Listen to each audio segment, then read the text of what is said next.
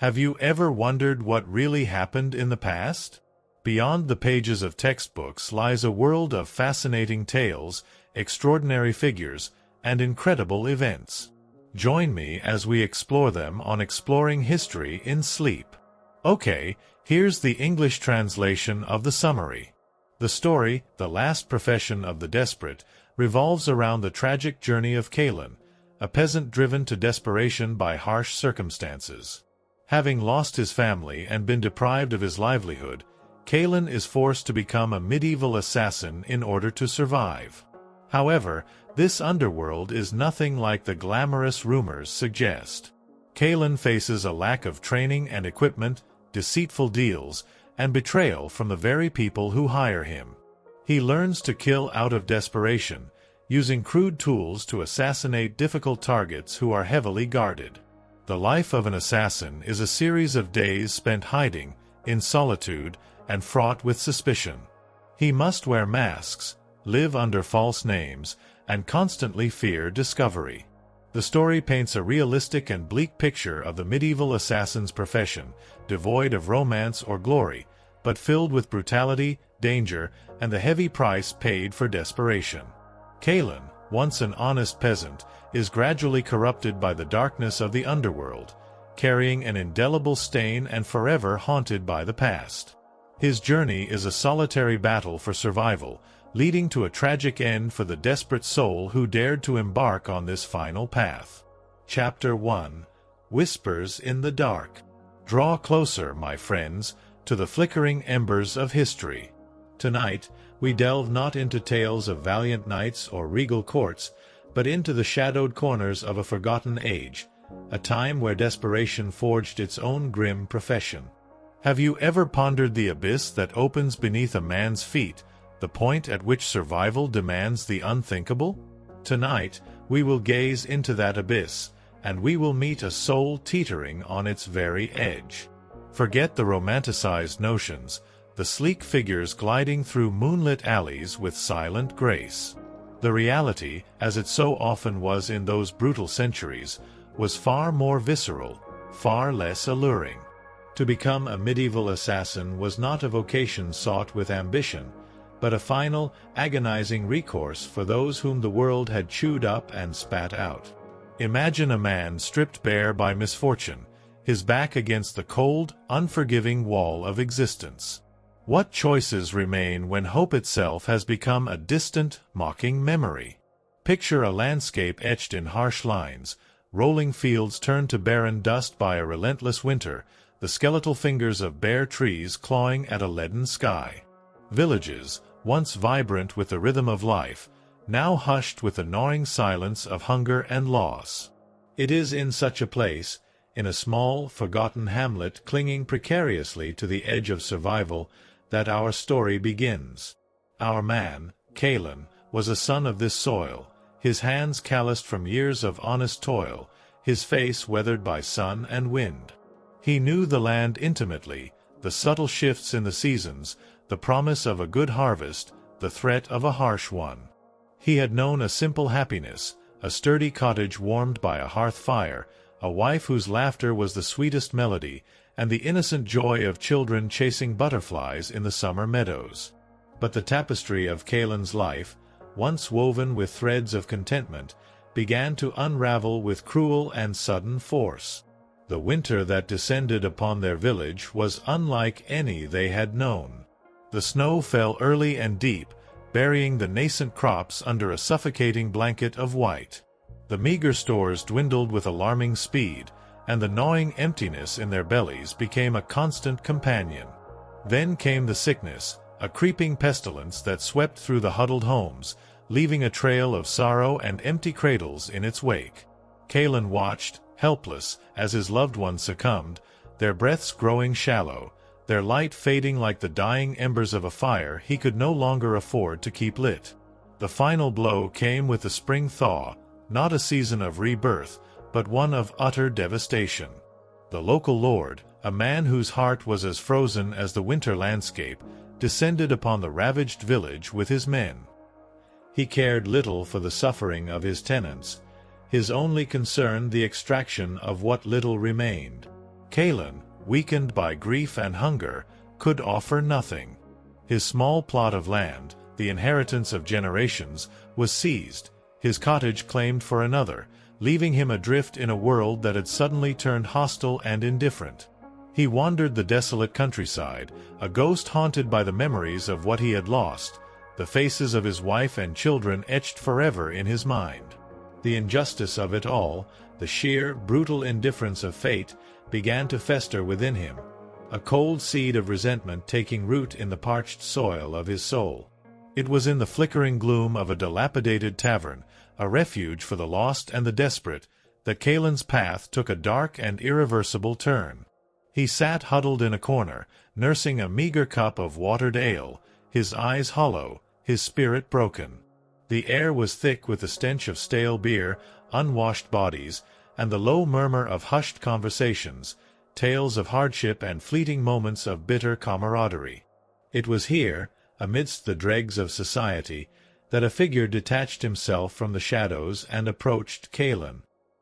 He was a man cloaked in anonymity, his face obscured by a deep hood, his presence radiating an unsettling aura of quiet power. He moved with a predatory stillness. His eyes, though unseen, felt like they were weighing Kaelen's very soul. This stranger spoke in a low, sibilant voice, a voice that seemed to slither through the noise of the tavern and directly into Kaelen's ear. He spoke of Kaelen's past, his losses, the injustice he had suffered. He knew things he shouldn't have known, details that sent a shiver of unease down Kaelen's spine. And then he made an offer, a proposition as dark and tempting as the abyss itself.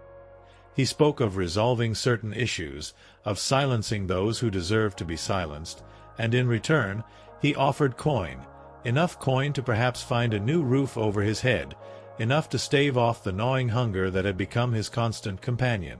Kaelen recoiled initially, a flicker of his former self, the honest farmer, rising in protest. The thought of taking another human life, of becoming an instrument of death, filled him with a profound horror. His conscience, though battered and bruised by grief, still whispered its objections. But then, the images of his lost family flashed before his eyes, the memory of their suffering, the bitter taste of his own helplessness, the resentment, the burning need for some semblance of control in a world that had stripped him of everything, began to sway his resolve. The stranger's words, though chilling, held a perverse kind of solace, a promise of agency in a world where he had become utterly powerless. With that single word, Kaelen crossed a threshold, stepping onto a path from which there would be no turning back. The stranger offered a small, heavy pouch of silver, the weight of it a stark contrast to the emptiness Kaelen had known for so long. It was blood money, though no blood had yet been spilled by his hand. The stranger then spoke of the first task, a seemingly simple assignment to gauge Kaelen's capabilities, a test of his willingness to tread this dark path. The details were sparse, the target a minor official known for his cruelty and corruption. The stranger provided no elaborate instructions, no intricate strategies, only a name and a location. Kaelen was left to his own devices, thrown into the deep end of a world he knew nothing about. There were no clandestine meetings in hidden chambers, no wise mentors imparting ancient secrets of stealth and assassination. Kaelen's training, if it could be called that, was a brutal process of trial and error, where survival was the only teacher. He learned to move silently by listening to the creaks of floorboards and the rustling of fabric. He learned to wield his stolen dagger by the feel of its weight in his hand and the grim necessity of its purpose. He learned to judge his targets by their routines, their vulnerabilities, the subtle tells that betrayed their habits and weaknesses. His education was not one of skill, but of desperation, driven by the constant fear of failure, a failure that would likely mean a swift and brutal end. Kaelen's arsenal was as meager and unforgiving as his circumstances. The dagger, his primary tool, was a simple unadorned blade, its edge sharpened not by a master craftsman, but by Kaelen himself against rough stones. It was a weapon born of necessity, not artistry. He acquired a length of sturdy rope, scavenged from a discarded fishing net, which could serve multiple purposes, from climbing to a more silent form of termination. Perhaps, if fortune favored him, he might come across a vial of questionable herbs, rumored to induce sickness or even death, their efficacy as unpredictable as the whims of fate. There were no concealed blades, no vials of potent poison meticulously prepared. Only the raw, basic tools of survival adapted for a deadly purpose. While the silver coins offered a temporary reprieve from starvation, Kaelen's motivation soon transcended mere survival. The injustice he had suffered, the indifference of the powerful, fueled a bitter rage within him. Each target assigned to him, often individuals who had exploited or harmed others, became a vessel for his simmering resentment. It was not just about the money. It was about a twisted sense of justice, a desperate attempt to find meaning in a world that had seemingly abandoned all semblance of it. He was not a hero, not even an anti-hero, but a product of his broken world, a shadow seeking a sliver of purpose in the darkness. The minor official was a portly man known for his avarice and his casual cruelty towards the villagers. His residence was a modest dwelling, but guarded by a couple of poorly trained but vigilant watchmen. Kaelen spent days observing his routines, the times he left his house, the paths he took, the moments of vulnerability. His first attempt was clumsy, filled with a nervous energy that nearly betrayed him. He learned quickly that patience and observation were his greatest allies. The actual act, when it came, was swift and brutal, a stark contrast to the agonizing deliberation that preceded it. The silence that followed was heavy, broken only by Kaelen's ragged breathing and the distant barking of a dog. He had crossed the line. There was no going back. As Kaelen slipped away into the night, the weight of his actions settled upon him, a heavy burden on his already weary soul. It was not the thrill of the kill, but a profound sense of emptiness that filled him. He had taken a life, extinguished a human spark, and in doing so, had further stained his own humanity. The silver in his pouch felt cold and unclean. Sleep offered no respite, his dreams haunted by fleeting images of the man he had killed, his face contorted in surprise and pain. He was now bound to this dark path, each step further entrenching him in a world of shadows and secrets. News of the official's demise spread quickly through the small community, carried on the whispers of fearful villagers. Rumors circulated, tales of a swift, silent killer, a shadow that moved unseen. Some spoke of a vengeful spirit, others of a hired hand from a distant land. No one suspected the broken farmer who now walked among them, his eyes holding a newfound darkness, his silence masking a terrible secret. The stranger, his cloaked benefactor, reappeared, his unseen eyes seeming to pierce through Kaelen's carefully constructed facade of normalcy. He offered more coin and another name. The whispers in the dark had begun, and Kaelen was now a part of their chilling symphony. Chapter 2. Payment in Lies. So, Kaelen had tasted blood. Not the metallic tang of a hunting kill, but the thick, coppery essence of a life extinguished by his own hand. He had crossed that invisible line, the one that separates the hunter from the butcher, the desperate from the damned. And what did he receive in return for this severing of his soul? A handful of silver, heavy in his palm, yet feeling lighter than the weight of the deed he had committed. The cloaked figure, his name still unknown, had materialized once more from the labyrinthine alleys of the nearby town, a place where shadows clung to the crumbling stone walls long after the sun had bled from the sky. He had watched Kaelen with an unnerving stillness, his presence a silent question mark hanging in the dimly lit corner of the tavern. There was no praise, no acknowledgement of a job well done, only a curt nod and the extension of a worn leather pouch. The promised sum, the one that had flickered like a fragile candle in the darkness of Kaelen's despair, proved to be a cruel jest. The silver coins were fewer than anticipated, their luster dulled, their value barely enough to secure a few nights of meager shelter and stave off the immediate pangs of hunger. A bitter taste rose in Kaelen's throat, a taste sharper than the watered ale he now nursed. He had traded a piece of his humanity for a lie, a fleeting illusion of reprieve. When Kaelen dared to voice his discontent, his words were met with a cold indifference that chilled him to the bone. The cloaked figure's unseen eyes seemed to dismiss his grievance as insignificant, a petty concern in the grand scheme of things. "The agreement was met," the voice rasped, devoid of emotion. "You fulfilled your part. The payment is rendered." There was no room for negotiation, no appeal to fairness. Kaelen was merely a tool, a means to an end, and his worth was measured only by the task he performed. And just as the weight of the first kill began to settle upon Kaelen, the stranger presented him with another name, another location, another life to extinguish.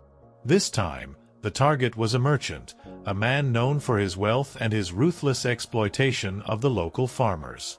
The stranger painted a picture of avarice and cruelty, justifying the act as a form of retribution, a cleansing of the village of a parasitic presence.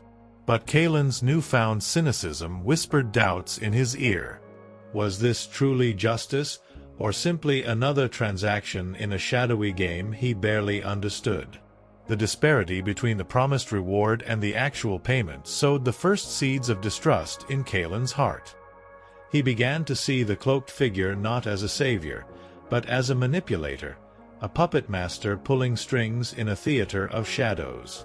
The justifications for the killings, once seemingly clear-cut in Kaelen's desperation, now felt flimsy, tainted by the stranger's cold detachment and self-serving motives.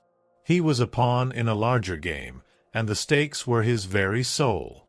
The merchant's dwelling was a stark contrast to the humble homes of the villagers. It was a sturdy building with thick stone walls and iron-barred windows, a testament to the wealth he had accumulated. Unlike the isolated official, the merchant was surrounded by servants, burly guards with watchful eyes, and the constant traffic of his trade. Approaching him would be a far more dangerous endeavor, requiring a level of cunning and stealth that Kaelen had yet to master. Kaelen realized that blind action would be suicide. He needed information, details about the merchant's routines, the layout of his dwelling, the patterns of his guards. He began to frequent the taverns and marketplaces, his ears open to snippets of conversation, his eyes scanning for any vulnerability he could exploit. He learned that the merchant was a creature of habit, attending the local church every morning and conducting his business in the town square in the afternoon. He also learned of a secret ledger, rumored to contain evidence of his illicit dealings, hidden somewhere within his heavily guarded home. The church offered a potential opportunity. The morning services were crowded, a chaotic mix of villagers and townsfolk. Kaelen, disguised in the simple attire of a laborer, could potentially blend into the throng and get close to the merchant.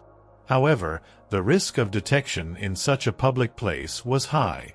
The merchant's guards were likely to be present, their eyes scanning the crowd for any hint of danger. Kaelen opted for a different approach, a more direct but equally perilous plan.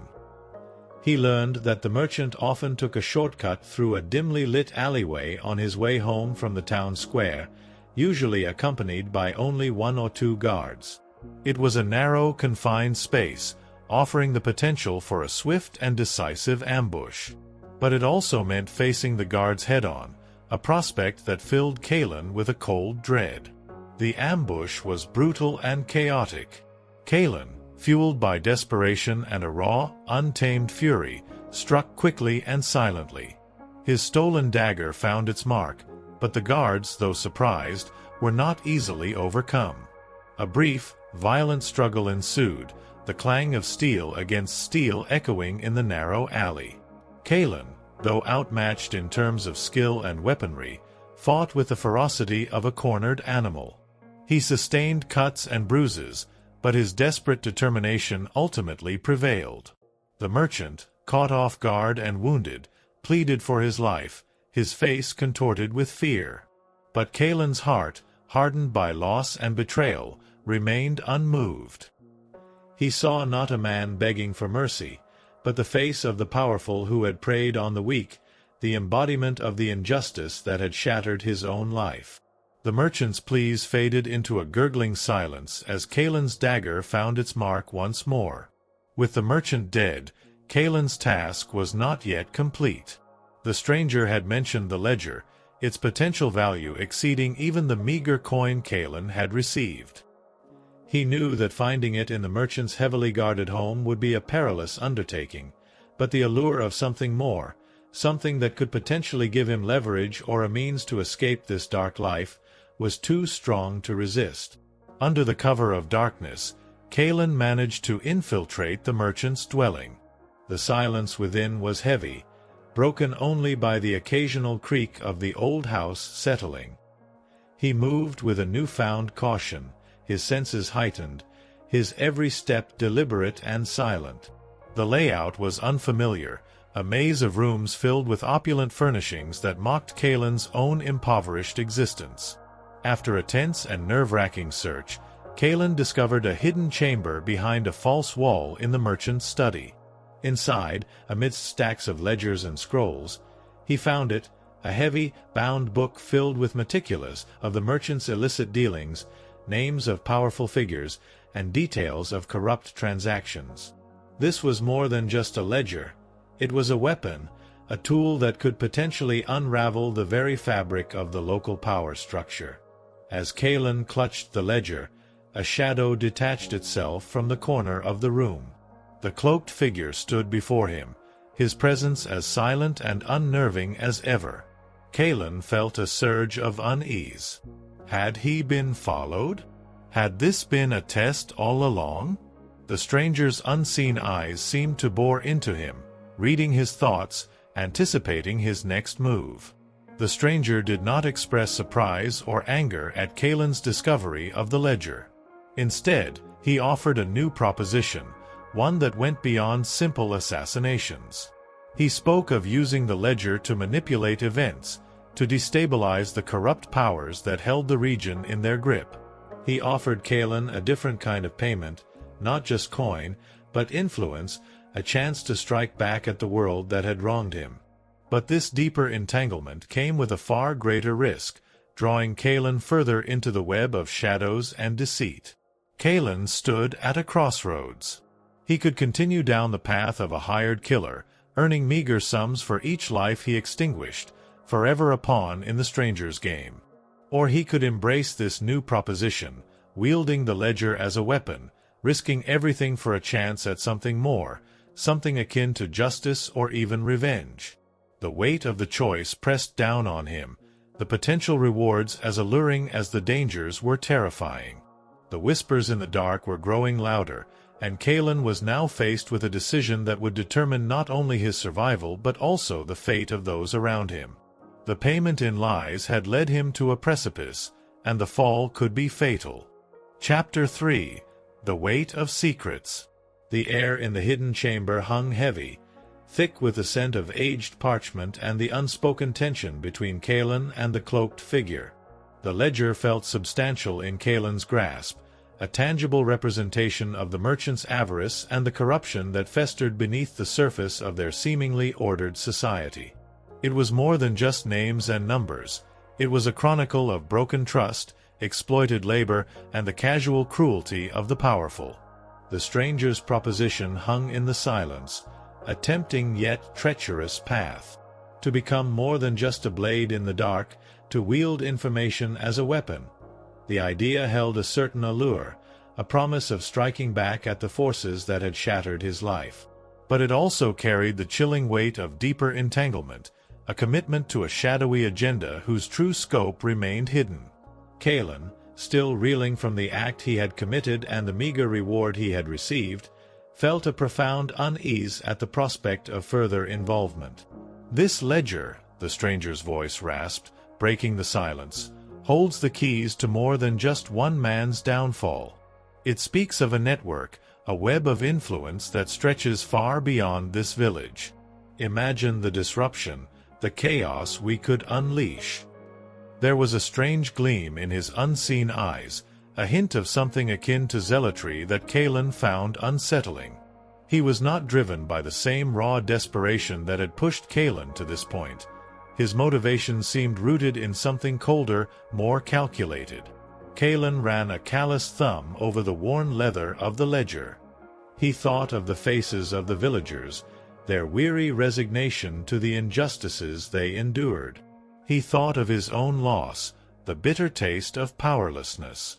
The ledger offered a chance, perhaps the only chance, to tip the scales, to inflict some measure of retribution on those who had profited from the suffering of others. But the cost was a deeper descent into a world of deceit and violence, a further erosion of the man he once was. "What is it you truly want?" Kaelen asked, his voice rough, betraying the turmoil within him. "Why involve me in something larger?" The stranger shifted in the shadows, his movements fluid and silent.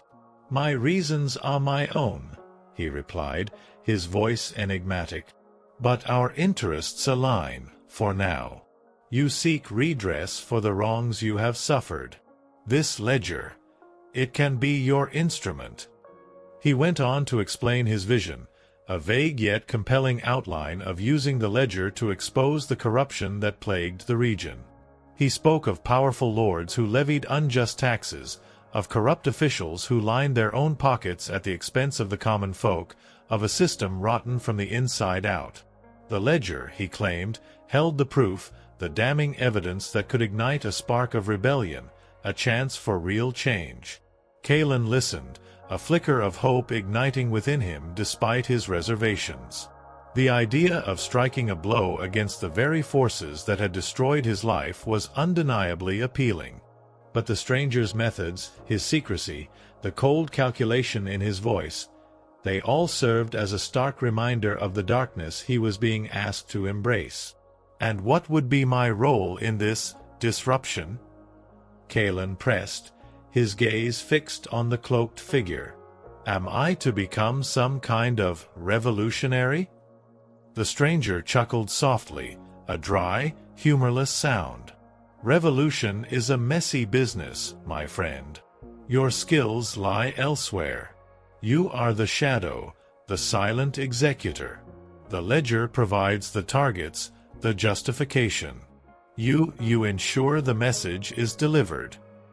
The message. Kaelen understood. The ledger was not just about exposing corruption. It was about eliminating those who perpetuated it. He was being asked to become a political assassin, a tool in a larger game of power. The weight of this realization was heavier than the ledger itself. Days turned into nights as Kaelen wrestled with the stranger's proposition. He found a squalid room in the town's underbelly, a place where anonymity was a shield against prying eyes. He pored over the ledger by the dim light of a flickering candle, the merchant's meticulous script revealing a network of deceit that was far more extensive than he had imagined. Names of nobles, clergy, and influential merchants intertwined in a tapestry of bribery, extortion, and abuse of power. The more he read, the more his initial revulsion began to morph into a cold, simmering anger. These were the men who lived in comfort while his family starved. These were the hands that had tightened the noose around his village. The ledger was not just a list of crimes, it was a catalogue of his own suffering. The stranger remained a shadowy presence, appearing and disappearing with an unnerving unpredictability. He provided Kaelen with further instructions, carefully chosen targets whose elimination, he argued, would serve their larger purpose. He spoke of disrupting supply lines, weakening key figures, sowing seeds of fear and uncertainty among the ruling class. Each task was presented with a veneer of righteous purpose, but Kaelen could not shake the feeling that he was merely a pawn in a game whose ultimate goal remained obscured. The next target was a tax collector, a man notorious for his brutal methods of extracting wealth from the impoverished populace. The ledger detailed his personal enrichment through exorbitant levies and the intimidation of those who could not pay. The stranger argued that his removal would not only alleviate the suffering of the villagers but also send a clear message to others who might be tempted to follow his example. Kaelen approached this task with a grim determination. The tax collector was a heavily guarded man, accustomed to the fear and resentment he inspired. His dwelling was a fortified building, and he rarely ventured out without a retinue of armed men. This would require a different approach than his previous assignments, a more intricate plan that relied on stealth and deception rather than brute force. He spent days observing the tax collector's habits, learning the routines of his guards, identifying potential weaknesses in his security. He discovered a hidden service entrance used by the kitchen staff and devised a plan to infiltrate the dwelling under the guise of a humble delivery boy. It was a risky gambit, one that could easily lead to his capture and execution, but the ledger in his possession, the weight of the secrets it held, fueled his resolve. The infiltration was tense and fraught with peril. Kaelen navigated the labyrinthine corridors of the tax collector's residence, his heart pounding in his chest with each creaking floorboard and hushed voice. He managed to locate the tax collector's study, a lavish room filled with the spoils of his greed. The encounter was swift and silent, the tax collector's surprised gasp quickly silenced by Kaelen's blade. But this time, the act felt different. There was a cold satisfaction in knowing that he had struck a blow against a man who had caused so much suffering. The ledger, clutched tightly in his hand, felt like a source of power, a tool for enacting a crude form of justice. Yet, the blood on his hands still felt unclean, a constant reminder of the path he had chosen. As Kaelen made his escape, melting back into the shadows of the town, he couldn't shake the feeling that he was being watched, that the stranger's unseen eyes were always upon him. The weight of the secrets he now carried, both in the ledger and in his own heart, was a heavy burden. He was no longer just a desperate farmer turned killer. He was a keeper of dangerous truths, a player in a game far more complex and perilous than he had ever imagined. The whispers in the dark had become a constant murmur, and Kaelen knew that his journey into the shadows had only just begun. The weight of secrets was a heavy cloak, and it threatened to suffocate him even as it offered a twisted form of protection. Chapter 4: The Price of Obedience. The immediate aftermath of the tax collector's demise brought a subtle shift in the atmosphere of the town. A palpable tension hung in the air, a mixture of fear and a hesitant, almost imperceptible sense of relief. The heavy hand that had squeezed the lifeblood out of the community was gone, leaving a void that was both unsettling and strangely liberating. Whispers, bolder now, circulated in the taverns and marketplaces, tales of a swift, silent force that struck down the corrupt. Some hailed it as divine intervention, others as the work of a vengeful spirit. No one publicly connected these events to the quiet, unassuming farmer who now moved through their midst with a newfound, guarded intensity. Kaelen, however, felt the weight of his actions acutely. Each life he took chipped away at the remnants of his former self, leaving behind a hardened shell and a gnawing emptiness. The ledger, now stained with the grime of his clandestine activities, had become both a weapon and a constant reminder of his descent into darkness. The stranger's promises of a greater purpose felt increasingly hollow, overshadowed by the stark reality of the blood on his hands. The cloaked figure reappeared in the familiar shadows, his presence as unsettling and enigmatic as ever. There was a subtle shift in his demeanor, a hint of satisfaction in his unseen eyes. "The ripples are spreading," he rasped, his voice barely a whisper. "The fear, it is a potent tool. Obedience becomes easier." Kaelen felt a prickle of unease at the stranger's words. He was not interested in instilling fear for its own sake, but in striking back at those who deserved it. The stranger's cold calculation was a stark contrast to the raw, desperate anger that still simmered within him. The next name the stranger offered was that of a local cleric, a man who preached piety and charity from the pulpit while secretly extorting the poor and manipulating religious doctrines for his own gain. The ledger contained damning evidence of his hypocrisy, detailing his hidden wealth and his cruel exploitation of the vulnerable members of his flock. The stranger argued that exposing such a figure would strike a blow against the very foundations of the corrupt system, shattering the illusion of moral authority that these men wielded. Kaelen found himself increasingly conflicted. While he harbored no particular affection for the clergy, the act of targeting a man of the cloth felt different, more sacrilegious. Yet, the evidence in the ledger was undeniable, the stories of the cleric's cruelty echoing the injustices he himself had suffered. The stranger's influence, the subtle yet persistent manipulation, was beginning to wear down Kaelen's resistance. He was trapped in a cycle of obedience, driven by a desperate hope that these acts of violence would somehow lead to a greater good, a redemption he himself felt increasingly distant from. The cleric's residence was a well-guarded abbey, a formidable structure with high stone walls and a dedicated order of monks who served as both his disciples and his protectors. Infiltrating such a place would require a level of audacity and cunning that Kaelen had yet to fully embrace. He spent days observing the abbey, studying the routines of the monks, searching for any weakness in their seemingly impenetrable defenses.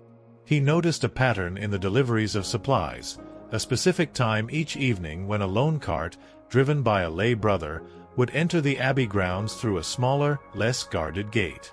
It was a long shot, a risky gamble, but it offered the only viable point of entry. Kaelen devised a plan to intercept the cart, to assume the brother's identity and slip inside the abbey walls under the cover of darkness.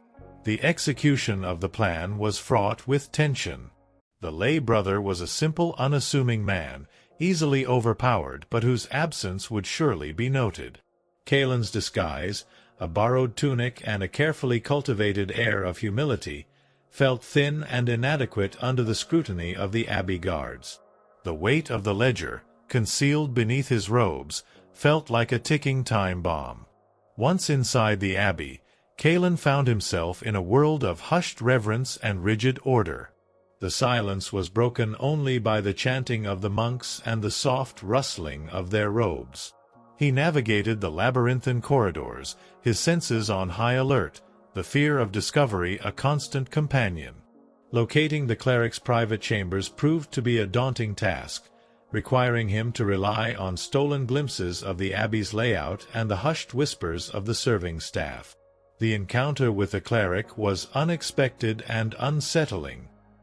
He found the man not in prayer or contemplation, but indulging in a lavish meal, surrounded by fine wines and expensive delicacies, a stark contrast to the poverty he preached to his flock.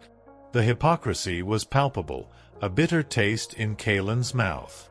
The act itself was swift and brutal, the cleric's pious facade shattering in the face of sudden death.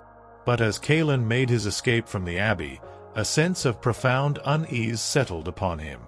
He had struck down a man of God, a figure held in reverence by the community. Even the undeniable evidence of his corruption felt insufficient to justify the act in the eyes of the devout. He had crossed another line, venturing into territory that felt morally ambiguous and potentially dangerous. The stranger, when they next met, seemed unfazed by Kaelen's reservations. "The ends justify the means," he declared, his voice cold and unwavering. "These men are cancers on the body of our society. Their removal, however unpleasant, is necessary for the greater good." Kaelen found himself increasingly questioning this greater good, this shadowy agenda that demanded obedience and bloodshed in equal measure. The ledger continued to yield names, each one a new target, each task pulling Kaelen further into the stranger's web. He assassinated a corrupt magistrate who perverted the law for personal gain, a ruthless merchant who hoarded grain while the poor starved, a cruel overseer who brutalized his laborers. With each kill, the initial flicker of righteous anger faded, replaced by a numbing sense of detachment and a growing weariness of spirit. The silver he received felt increasingly tainted, the weight of it a constant reminder of the lives he had extinguished.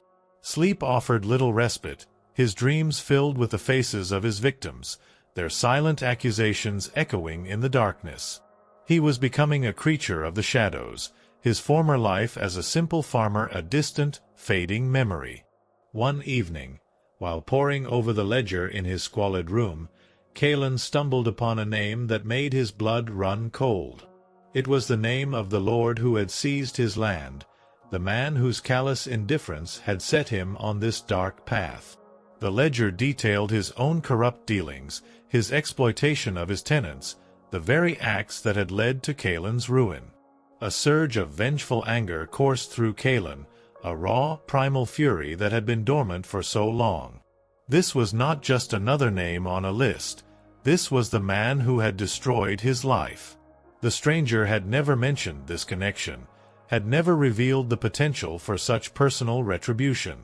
A seed of suspicion, long buried beneath layers of obedience, finally sprouted in Kaelen's heart. Was the stranger truly using the ledger for some grand purpose, or was there a more personal, more manipulative agenda at play? The prospect of confronting the Lord, of finally exacting revenge for his lost family and his stolen life, was both terrifying and intoxicating. It was a chance to reclaim some semblance of justice, to finally break free from the cycle of obedience that had become his prison. But it also carried the greatest risk, a direct confrontation with a powerful nobleman in his own territory. Kaelen knew that this task would be different. He could not rely on stealth and deception alone. He would need a plan, a strategy that accounted for the Lord's wealth, his guards, his influence. And he would need to confront the stranger, to demand answers about his true motives and the extent of his manipulation. The price of obedience had been steep, paid in blood and the erosion of his soul. Now, Kaelen was beginning to realize that the price of questioning that obedience might be even higher. The whispers in the dark were now a cacophony of doubt and vengeful desire, and Kaelen knew that his path was about to take a dangerous and unpredictable turn. Chapter 5.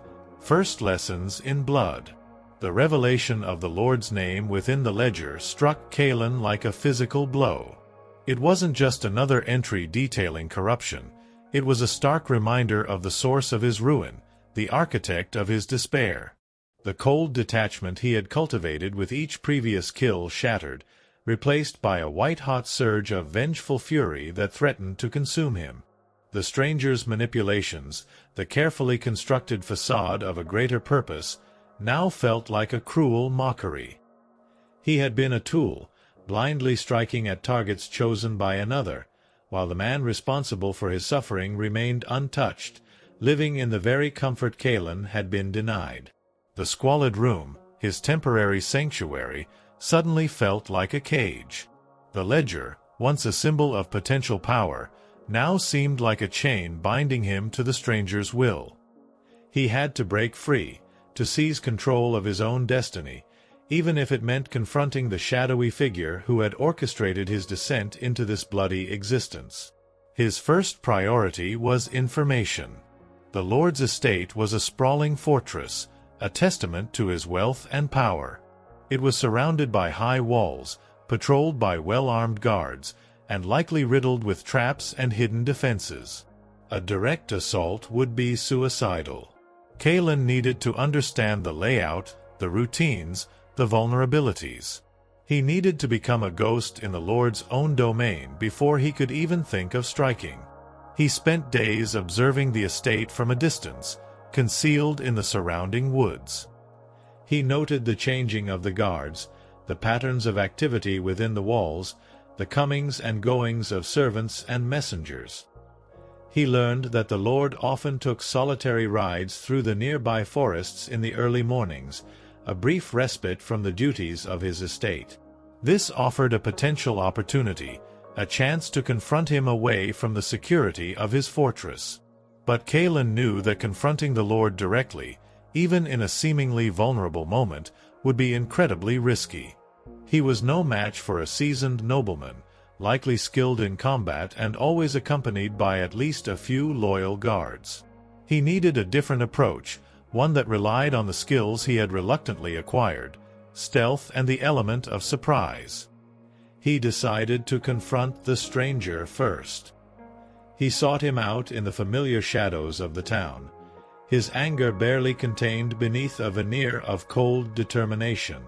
When the cloaked figure materialized, Kaelen's voice was low and dangerous. "You knew," he stated, his gaze unwavering. "You knew about the Lord. His name was in the ledger. Why didn't you tell me?" The stranger remained impassive, his unseen eyes seemingly unfazed by Kaelen's accusation. "My purpose is the disruption of corruption, wherever it may lie," he rasped. "Personal vendettas serve no greater good," Kaelen scoffed, a bitter laugh escaping his lips. "Greater good? Is that what you call using a broken man to settle your own scores? My family starved because of that lord. My life was stolen. And you talk of a greater good while you manipulate me like a puppet." The stranger's silence was his only response, a silence that spoke volumes of his cold indifference. Kaelen realized then that he was truly alone in this. The stranger was not an ally, not a guide, but a user, and his own desire for revenge was a dangerous vulnerability that had been exploited. He knew he couldn't rely on the stranger any longer. If he wanted justice, he would have to take it himself. He spent the next few days meticulously planning his approach to the Lord. He studied the surrounding terrain, searching for hidden paths and escape routes.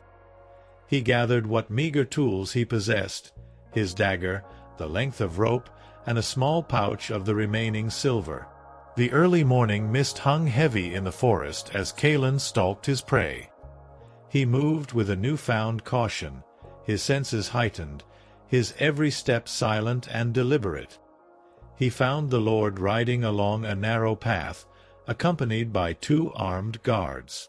The odds were against him, but the burning desire for revenge fueled his determination. He chose his moment carefully, waiting until the Lord and his guards were in a secluded part of the forest, the thick foliage offering concealment. He moved swiftly and silently, emerging from the undergrowth with his dagger drawn. The guards were caught off guard, their surprise giving Kaelen a precious few seconds. The ensuing struggle was brutal and desperate.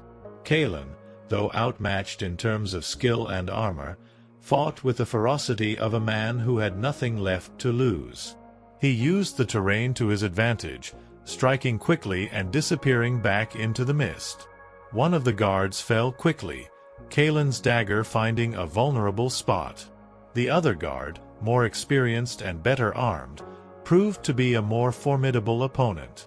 Kaelen sustained injuries, a deep gash across his arm and a painful blow to his ribs. But his focus remained fixed on the Lord, who watched the struggle with a mixture of arrogance and growing fear. Kaelen knew he had to reach him, to make him pay for the suffering he had inflicted. With a final surge of adrenaline, Kaelen disengaged from the remaining guard and lunged towards the Lord. The nobleman, panicking, drew his own sword, but his movements were clumsy and hesitant. Kaelen's dagger flashed in the dim light, finding its mark in the Lord's throat. The Lord's fall was heavy and final. Kaelen stood over his body, his breath ragged, his own blood mingling with that of his oppressor. A strange sense of emptiness washed over him. The revenge he had craved for so long felt hollow, unable to bring back his lost family or erase the darkness he had embraced. The remaining guard, seeing his lord fall, fled in terror. Kaelen knew he couldn't linger. He was wounded and exposed. He retreated into the forest, the ledger heavy in his pouch, the weight of his actions heavier still. He found a hidden cave, a temporary refuge where he could tend to his wounds and gather his thoughts. The first lesson in blood, the killing of the official, had been born of desperation. The subsequent killings had been fueled by a twisted sense of obedience and a flickering hope for a greater purpose. But this kill, the Lord's death, was different. It was personal, driven by a raw, untamed need for revenge.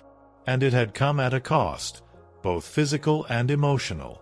As he rested in the darkness of the cave, Kaelen knew that he could no longer walk the path the stranger had laid out for him. The illusion of a shared purpose had been shattered. He was alone, a hunted man with a blood-stained ledger and a burning desire to understand the true nature of the game he had been forced to play. The whispers in the dark now carried a new tone, one of self-reliance and a growing determination to forge his own path, consequences be damned. The price of obedience had been paid in his soul, and now he would pay any price for his freedom and for the truth. Chapter 6. The Tangled Web. The solitude of the cave offered Kaelen a temporary reprieve, a space to lick his wounds, both physical and emotional. The Lord's blood on his hands felt different from that of the others, a grim satisfaction mixed with a profound sense of loss. He had achieved his immediate goal, the revenge he had so desperately craved, yet the emptiness within him remained, a stark testament to the futility of vengeance in the face of true loss. The ledger, resting beside him on the cold stone floor, was no longer just a list of targets. It was a map of a corrupt world, a world that had swallowed his own whole. The stranger's manipulations, now laid bare, fueled a cold anger, a resolve to understand the true extent of his game. He was no longer a pawn. He would become a player, even if it meant navigating a web far more intricate and dangerous than he could currently fathom. His injuries, though painful, were not life-threatening. He tended to them with a grim efficiency, using torn strips of cloth and the few medicinal herbs he had managed to acquire. Survival, once a desperate instinct, was now intertwined with a burning desire for answers, a need to understand the forces that had so thoroughly dismantled his life. When the stranger finally found him, it was not in the shadows of the town, but within the confines of the cave. His silent approach was as unnerving as ever, his cloaked form a stark silhouette against the faint light filtering through the cave entrance. There was a new tension in the air, a palpable shift in their dynamic. Kaelen was no longer the obedient tool. He was a man who had tasted personal vengeance, and the experience had changed him. "You acted without my consent," the stranger's voice rasped, the usual impassivity tinged with a hint of displeasure. The Lord was not on the immediate list. Kaelen met his unseen gaze unflinchingly. "He was on my list," he replied, his voice low and steady, "and my debt to him is paid." The stranger remained silent for a long moment, the only sound the drip of water within the cave.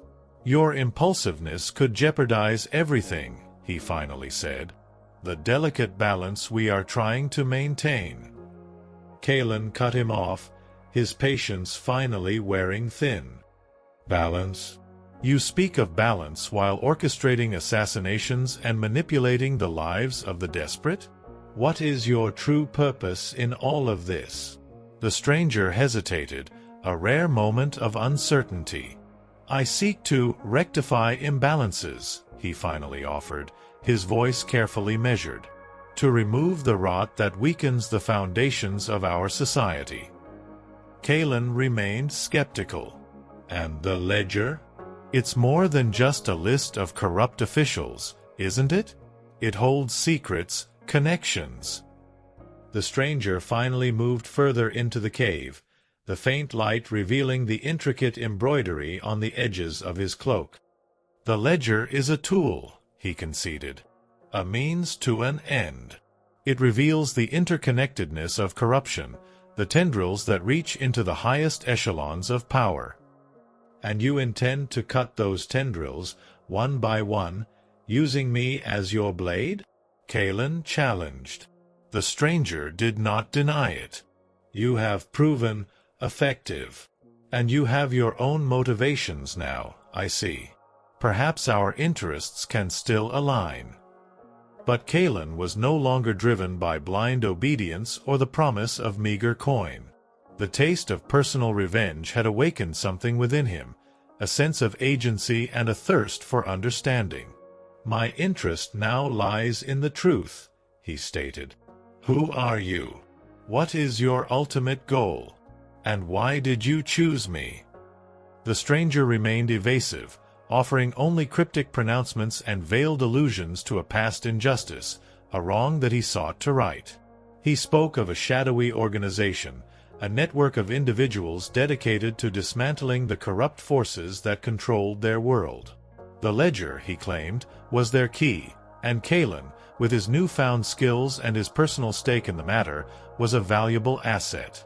Despite his lingering distrust, Kaelen recognized a sliver of truth in the stranger's words. The corruption detailed in the ledger was indeed widespread, reaching far beyond the petty grievances of a few disgruntled villagers. The interconnectedness of the individuals listed, their mutual dealings and shared secrets, suggested a far larger and more insidious network of power. He agreed to continue working with the stranger, but on his own terms.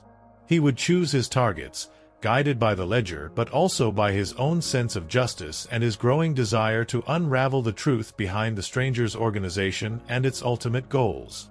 The tangled web of corruption was vast, and Kaelen knew that navigating it would be a perilous undertaking, but he was no longer willing to be a blind instrument in another man's game. Their next target was a powerful moneylender, a man who had amassed a fortune by preying on the desperation of the poor, charging exorbitant interest rates and seizing the lands of those who couldn't pay. The ledger revealed his connections to several influential nobles, suggesting a deeper level of entanglement within the ruling class. Kaelen approached this task with a newfound caution, his mind no longer solely focused on the kill but also on gathering information. He infiltrated the moneylender's opulent residence, not just to end his life, but to search for further evidence of his connections, for any clues that might shed light on the larger network at play. He discovered hidden correspondence, letters exchanged between the moneylender and various nobles, detailing their shared financial interests and their mutual exploitation of the populace.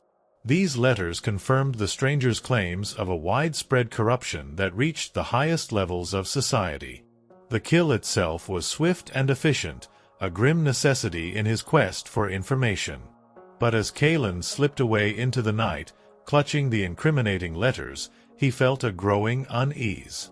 The deeper he delved into this world of shadows and deceit, the more complex and dangerous it became. He was walking a tightrope, balancing his desire for justice with the ever-present threat of exposure and retribution. The stranger seemed pleased with the information Kaelen had acquired. The letters, he claimed, were valuable pieces of the puzzle, further solidifying their understanding of the network they were fighting against. He revealed more about his organization, a clandestine group known only as the Viridian Hand, dedicated to dismantling corruption through any means necessary. He spoke of their long history, their hidden network of informants and operatives, their unwavering commitment to their cause. He painted a picture of a silent war being waged in the shadows, a struggle for the very soul of their society. Kaelen listened, still wary but also increasingly intrigued. He was no longer just a killer.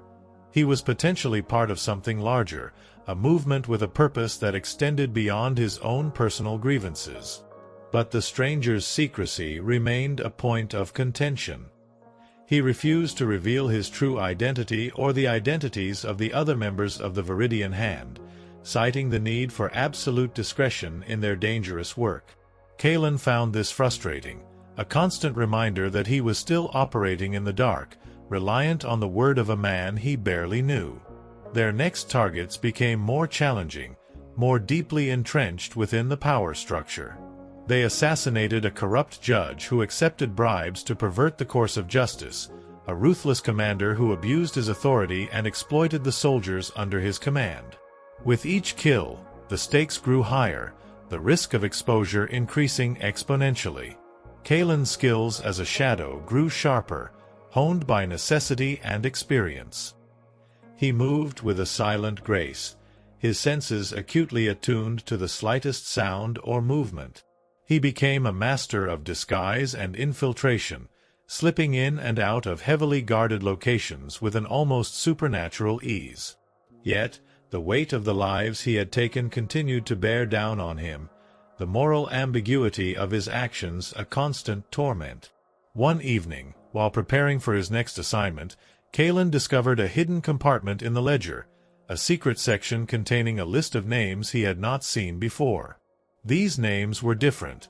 They were not marked with the same notations of corruption as the others. They were simply listed, with no explanation. When Kaelen confronted the stranger about this new list, his reaction was unexpected. A flicker of something akin to fear crossed his unseen eyes.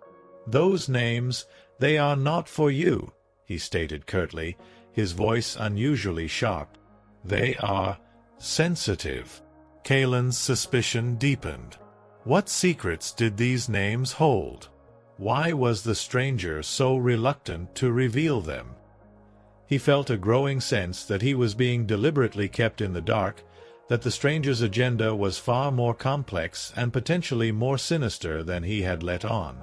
The tangled web of secrets was growing tighter, and Kaelen knew that if he wanted to find the truth, he would have to unravel it himself, even if it meant turning against the very man who had pulled him into this shadowy world. The price of obedience was becoming unbearable, and the cost of defiance, though unknown, felt increasingly necessary. Chapter 7. Unveiling the Hand. The stranger's uncharacteristic reaction to the hidden list of names ignited a fierce curiosity within Kaelen.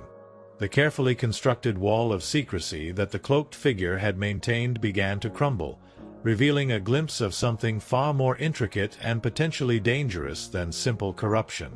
The abrupt dismissal, the flicker of fear, it all suggested that these names held a significance that the stranger was desperate to conceal.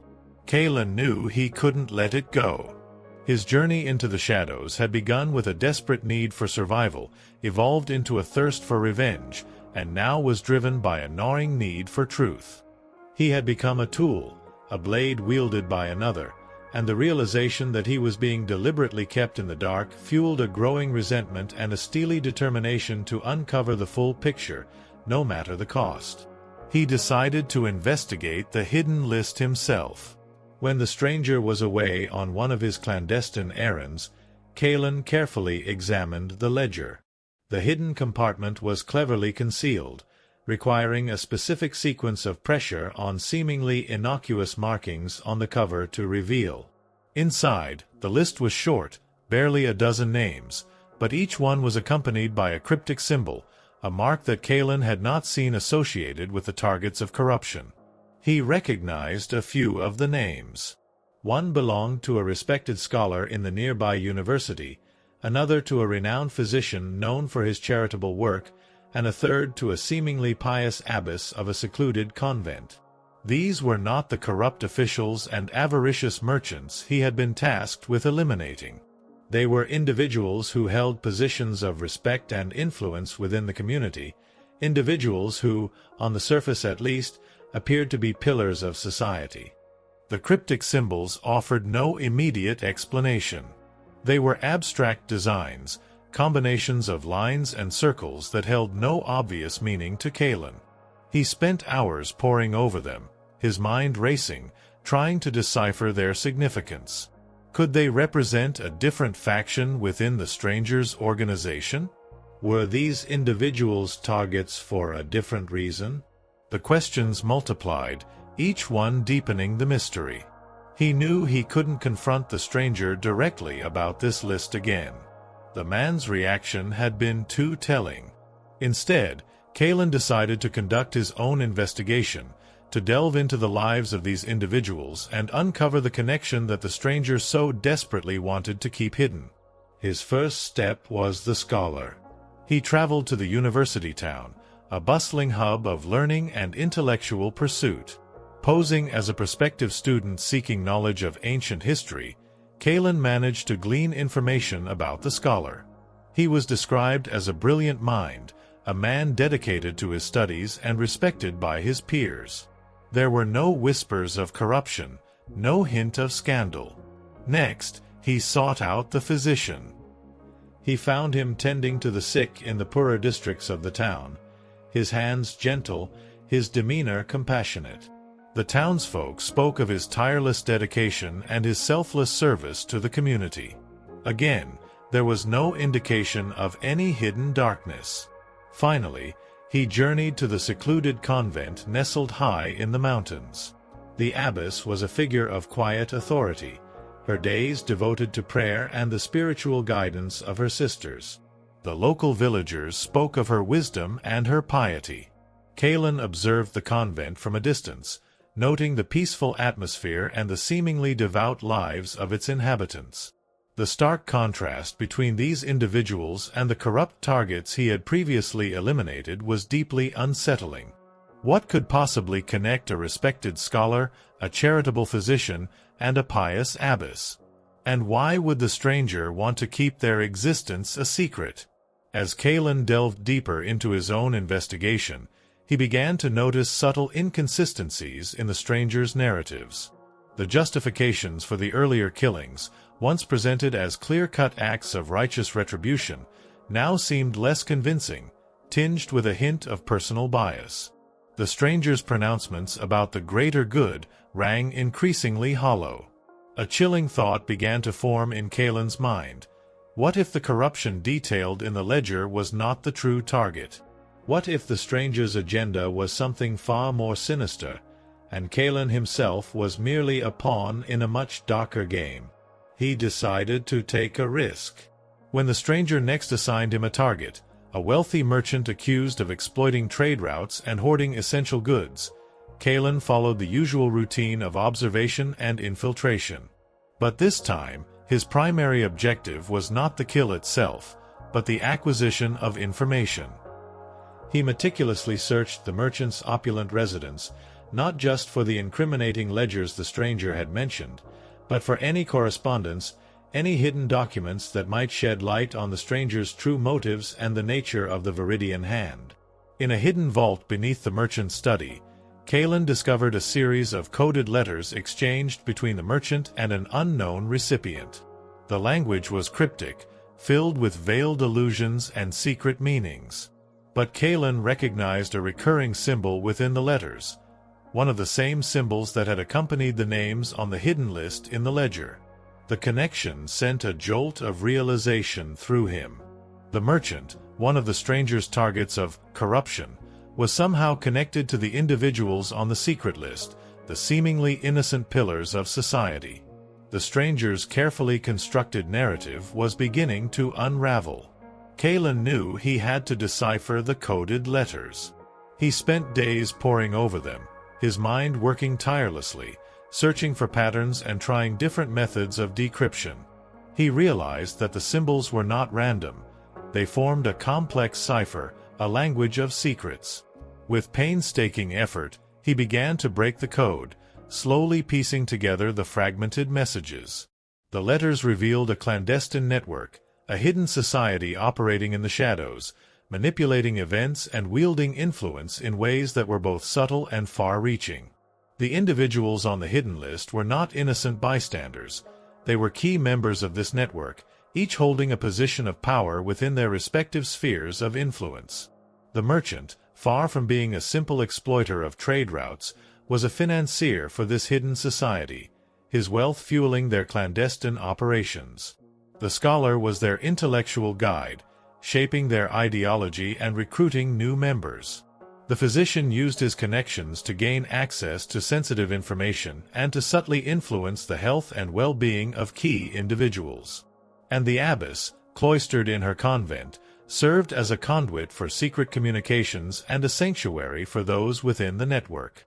The true purpose of the Viridian hand, as revealed in the coded letters, was not the dismantling of simple corruption. It was the consolidation of power, the subtle manipulation of society to serve their own hidden agenda. The individuals Kaelen had been tasked with eliminating were not obstacles to justice, but threats to this hidden network, individuals who had either discovered their secrets or refused to bend to their will.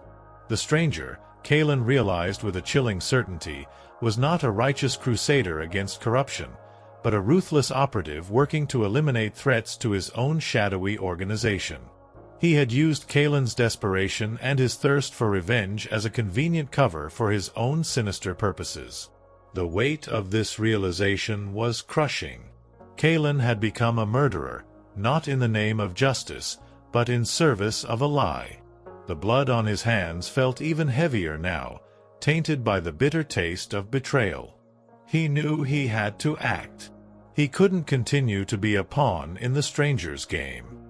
He had to expose the truth, not just for his own sake, but for the sake of the innocent individuals on the hidden list and for the very society that was being subtly manipulated from the shadows. His first step was to gather more evidence. He meticulously copied the coded letters, ensuring he had a complete record of their secrets. He then began to formulate a plan, a way to unveil the Viridian Hand and expose the stranger's deception. He knew it wouldn't be easy. The stranger was powerful and well-connected, operating within the shadows with a network of loyal operatives. Kaelen was a hunted man, with no allies and a blood-stained past. But the fire of righteous anger burned within him, fueled by the betrayal he had suffered and the horrifying truth he had uncovered. He would use the stranger's own tactics against him, operating in the shadows, gathering information, and striking when the time was right. He would unveil the hand, expose their lies, and make them pay for their manipulation and their crimes. The whispers in the dark had taken on a new urgency, a call to action, a promise of retribution against those who had so skillfully woven their tangled web of deceit. The price of obedience had been paid in innocent blood, and Kaelen was now determined to exact the ultimate price for the truth. Chapter 8. The Serpent's Coil. The revelation of the Viridian Hand's true nature transformed Kaelen's understanding of everything. The assassinations he had carried out, the corruption he had witnessed, were not isolated incidents but carefully orchestrated moves in a larger game of power. The stranger, his enigmatic benefactor, was not a force for justice but a manipulator serving a hidden agenda. The weight of this deception pressed down on Kaelen, a bitter taste of betrayal lingering in his mouth. His immediate priority shifted from blind obedience to uncovering the full extent of the Serpent's Coil, as he now mentally referred to the Viridian Hand. He needed to understand their goals, their methods, and the identities of their key players beyond the few he had gleaned from the coded letters.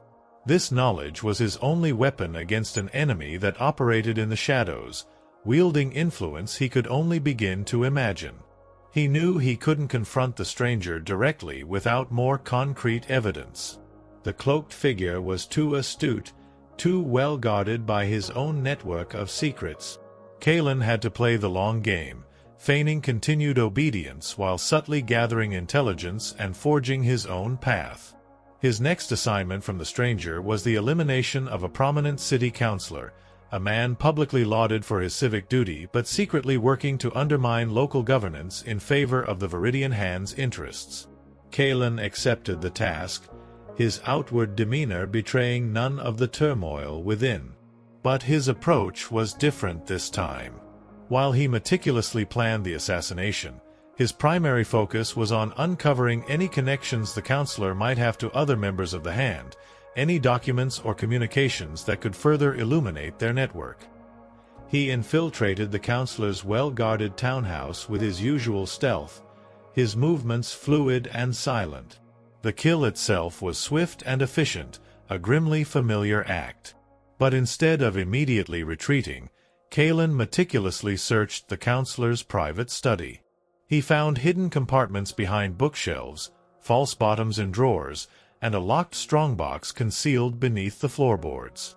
Inside the strongbox were more coded letters, similar to those he had found in the merchant's vault, along with detailed ledgers that documented the councillor's clandestine dealings and his communication with other individuals using the same cryptic symbols. These new letters revealed further layers of the Hand's influence, extending into the city's infrastructure, its trade guilds, and even its law enforcement. Kaelen carefully copied these documents, adding to his growing collection of evidence. He began to see the intricate web the Viridian Hand had spun, their tendrils reaching into every aspect of society, subtly shaping events to their advantage. The corruption they claimed to fight was merely a convenient excuse to eliminate those who stood in their way or refused to join their ranks. As he pieced together the information, a chilling picture began to emerge. The Viridian Hand was not a group dedicated to justice, but a clandestine organization seeking to control the region from the shadows, manipulating power structures and eliminating any opposition with ruthless efficiency. The stranger was not a liberator, but a key operative in this dangerous game. Kaelen knew that exposing such a powerful and secretive organization would be incredibly risky. He had no allies, no resources beyond his own skills and the evidence he had gathered. The stranger and his network would undoubtedly hunt him down if they discovered his betrayal. He needed a plan, a way to bring the truth to light without becoming another victim of the serpent's coil. He considered going to the local authorities, but the extent of the Hand's influence within the city's governance made that a dangerous prospect. He had no way of knowing who he could trust. He thought about reaching out to the individuals on the hidden list, the seemingly innocent targets of the Hand. But without concrete proof, he risked exposing them to even greater danger. He needed irrefutable evidence, something that would shatter the Hand's carefully constructed facade and force the truth into the open. He decided to delve deeper into the Hand's operations, to try and understand their ultimate goals. He continued to accept assignments from the stranger, using each task as an opportunity to gather more intelligence.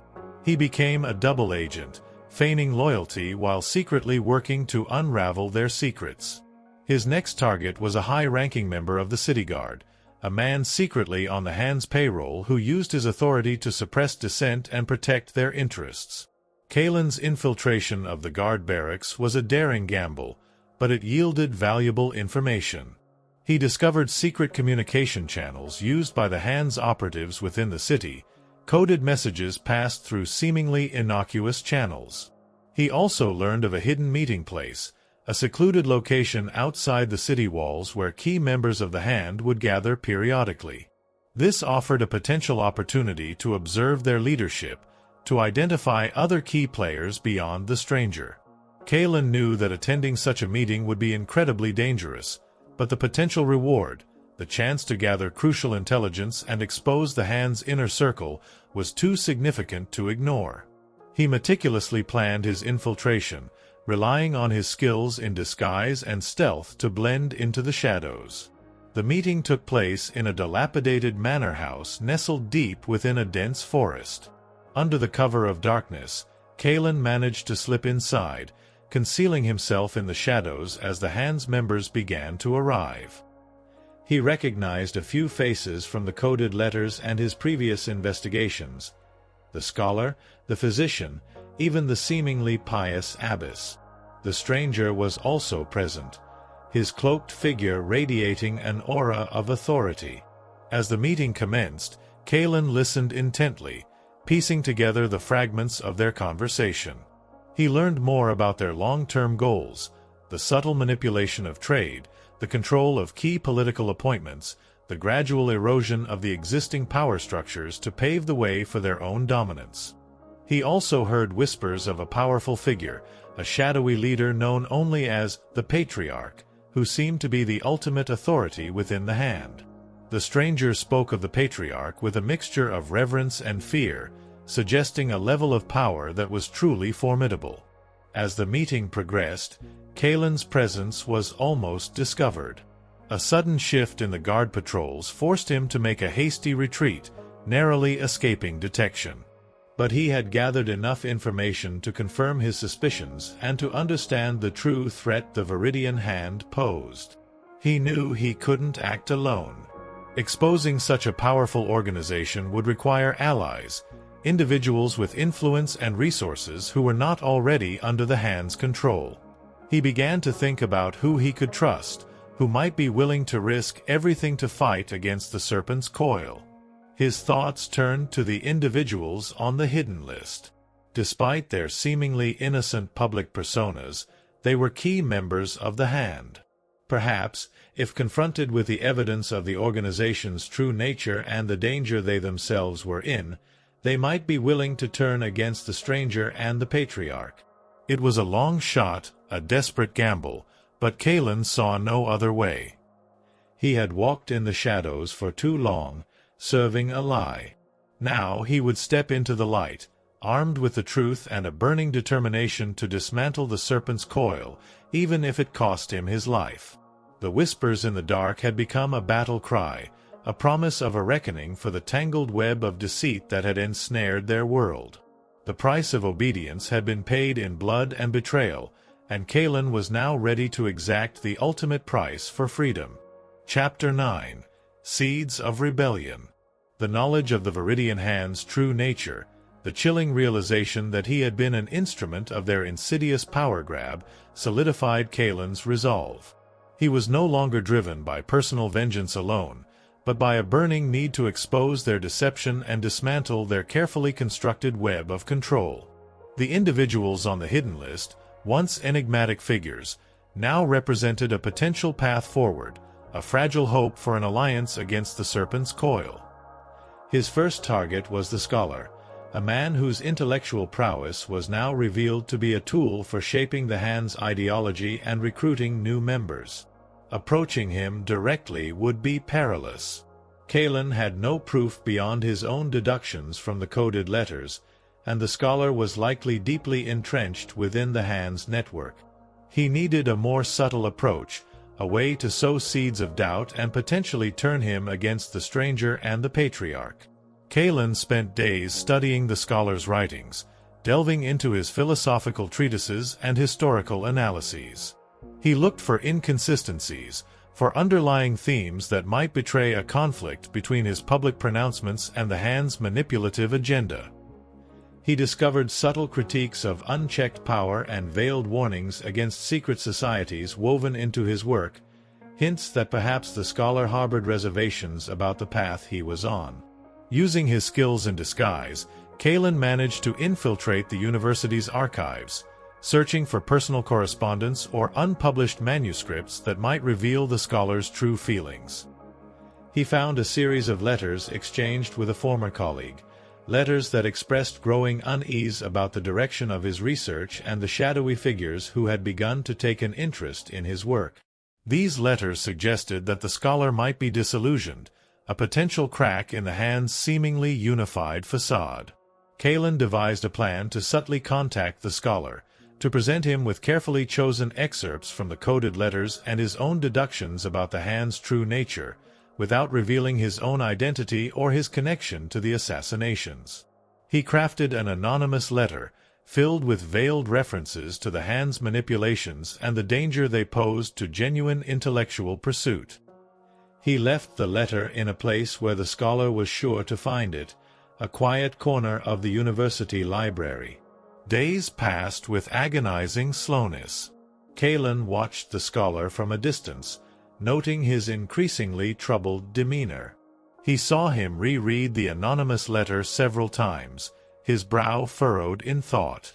Finally, the scholar began his own discreet inquiries, subtly questioning colleagues and associates about rumors of a hidden society operating within the city. Emboldened, Kaelen made a second, more direct contact, this time arranging a clandestine meeting under the guise of a concerned student. He presented the scholar with more compelling evidence, copies of the coded letters and a detailed account of the Hand's manipulations that he had pieced together. The scholar was initially resistant, his loyalty to the Hand deeply ingrained. But as Kaelen laid out the evidence, the truth began to dawn on him. The Hand's promises of intellectual enlightenment and societal reform were revealed to be a cynical mask for their own lust for power. The scholar, a man of intellect and conscience, was horrified by the realization that he had been a pawn in their game. He agreed to help Kaelen, providing him with valuable insights into the Hand's ideology and the identities of other key members. He also offered his assistance in reaching out to the physician, a man whose charitable work might mask a similar disillusionment with the Hand's true motives. Contacting the physician proved to be more challenging. His dedication to his patients and his seemingly unwavering commitment to the Hand's stated goals made him a harder target for doubt. Kaelen, with the scholar's guidance, approached him with a carefully crafted plea for help, emphasizing the hand's potential to compromise the very principles of compassion and service that the physician held dear. The physician, a man who had witnessed firsthand the suffering caused by unchecked power and corruption, was eventually swayed by Kaelen's arguments and the evidence he presented. He revealed his own growing unease with the hand's increasingly ruthless methods and his suspicion that their true agenda was far removed from their public pronouncements. With the scholar and the physician now tentatively on his side, Kaelen turned his attention to the abbess. Reaching her secluded convent posed a significant logistical challenge, but the potential reward, turning a figure of such moral authority against the hand, was immense. Using the scholar's knowledge of hidden pathways and the physician's network of contacts, Kaelen managed to infiltrate the convent under the guise of a traveling medic seeking shelter. He approached the abbess with respect and caution, presenting her with the evidence of the hand's manipulations and appealing to her sense of piety and justice. The abbess, a woman of deep faith and unwavering moral conviction, was deeply disturbed by Kaelen's revelations. The idea that a hidden society was operating within the very fabric of her community, twisting faith and charity for their own gain, was abhorrent to her. She agreed to lend her support, offering the sanctuary of the convent as a base of operations and using her influence to subtly gather information about other hand members within the religious orders. With these unlikely allies now working in concert, Kaelen began to weave his own counter-network, a clandestine effort to expose the Viridian Hand and dismantle their power. The scholar used his intellectual connections to spread whispers of doubt and dissent within the Hand's ranks. The physician used his network to gather intelligence and identify other disillusioned members. The abbess provided a hidden sanctuary and a means of discreet communication.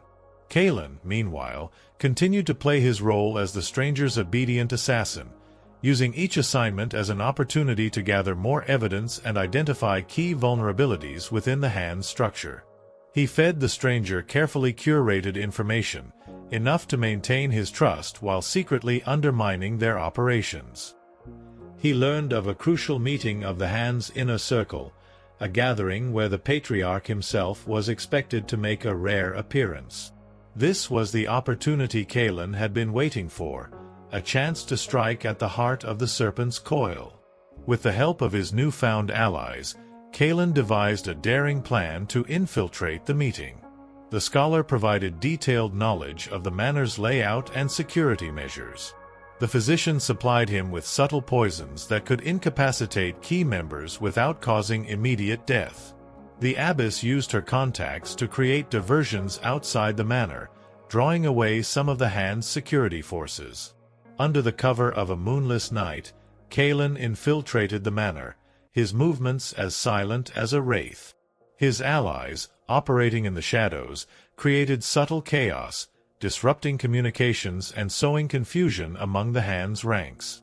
Kaelen reached the meeting chamber just as the patriarch was beginning to speak. The figure was cloaked and masked, radiating an aura of immense power and authority. The stranger stood deferentially at his side. Before the patriarch could reveal his plans, Kaelen struck.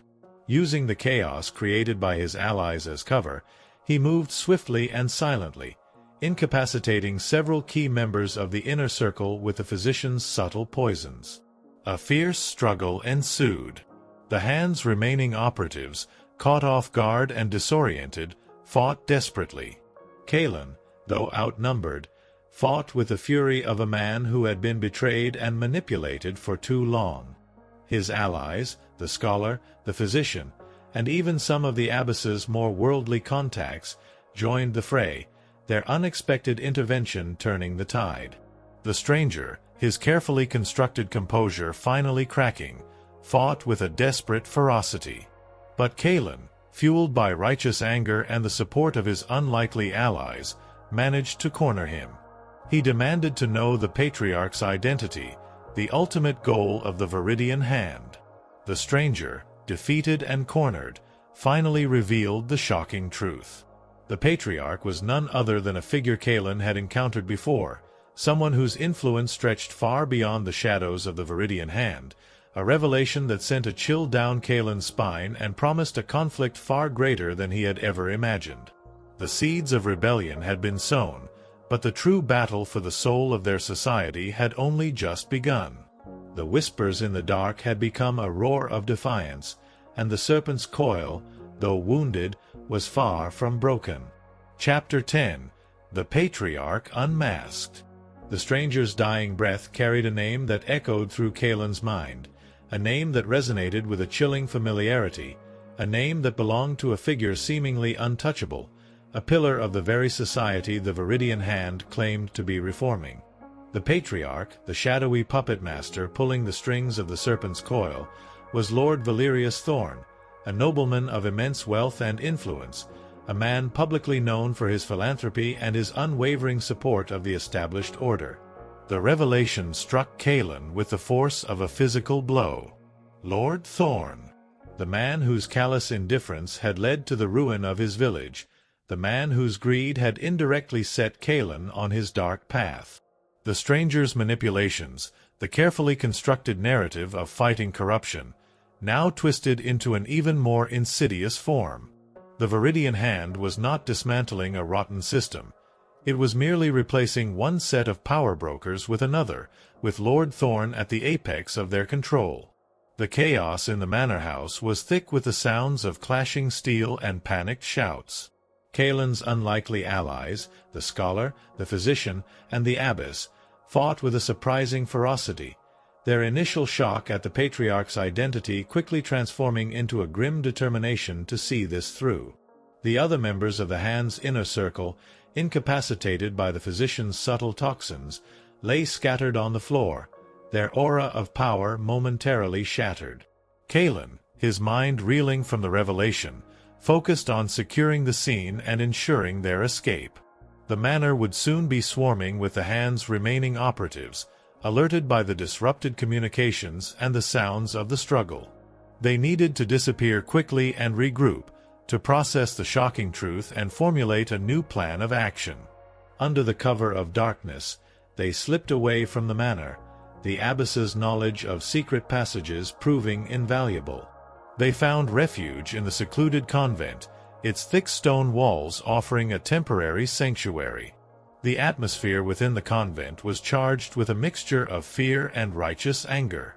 The abbess's sisters, initially bewildered by the sudden influx of strangers and the hushed whispers of conspiracy, quickly rallied to their leader's cause, offering aid and unwavering support. In the quiet sanctuary of the abbess's private chambers, Kaelen and his allies pieced together the implications of Lord Thorn's involvement. His immense wealth and influence explained the Hand's ability to operate with such impunity, their reach extending into the highest levels of society. His public persona as a benevolent nobleman provided the perfect cover for his clandestine activities. The stranger's motives, too, became clearer in this new light. Perhaps he had initially believed in the Hand's stated goals, only to become disillusioned by the Patriarch's true agenda. His cryptic pronouncements and his occasional moments of unease now suggested a man wrestling with his conscience, trapped within a web of his own making. The scholar, his face pale with the weight of his unwitting complicity, pored over the coded letters and the Hand's ideological texts, searching for any indication of Lord Thorn's ultimate aims. The physician, his hands steady despite the gravity of the situation, tended to Kaelen's wounds and prepared remedies for their incapacitated foes, ensuring they would be in a state to answer questions when they awoke. The abbess, her usual serenity replaced by a steely resolve, began to mobilize her network within the religious orders, discreetly seeking information about any unusual activities or connections involving Lord Thorn. Kaelen, meanwhile, felt a surge of grim determination. His personal vendetta against Lord Thorn now intertwined with a larger struggle against a deeply entrenched power structure. The man who had destroyed his life was not just a cruel landlord, but the hidden leader of a dangerous organization that threatened to corrupt the very fabric of their society. They knew that exposing Lord Thorn would be far more challenging than dismantling the individual cells of the Viridian Hand. His influence was vast, his reputation impeccable in the eyes of the public. They needed irrefutable evidence, something that would shatter his carefully constructed image and reveal the serpent beneath the benevolent facade. Their first step was to interrogate the captured members of the Hand's inner circle. As the physician's remedies wore off, they were brought before Kaelen and his allies. The scholar, with his knowledge of their ideology and their personal vulnerabilities, led the questioning. The physician's calm demeanor and veiled threats of further incapacitation ensured a degree of cooperation. The abbess's moral authority added a weight of judgment to their words. Slowly, painstakingly, they began to extract information. They learned more about the Hand's long-term goals, the subtle manipulation of trade routes to amass further wealth, the strategic placement of their operatives in key positions of power, the gradual erosion of traditional institutions to consolidate their control. They also learned about the Patriarch's inner circle, a select group of individuals who were privy to his true identity and his ultimate vision. The captured members revealed details of secret meetings, hidden communication channels, and the Hand's vast network of informants and spies. They spoke of Lord Thorn's ruthlessness, his unwavering commitment to his goals, and the severe consequences for anyone who dared to defy him.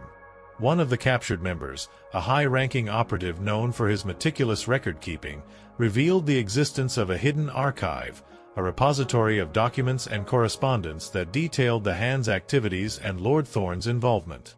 The location of this archive was a closely guarded secret, but under duress, the operative finally revealed its whereabouts, a secluded estate owned by Lord Thorn, far from the public eye.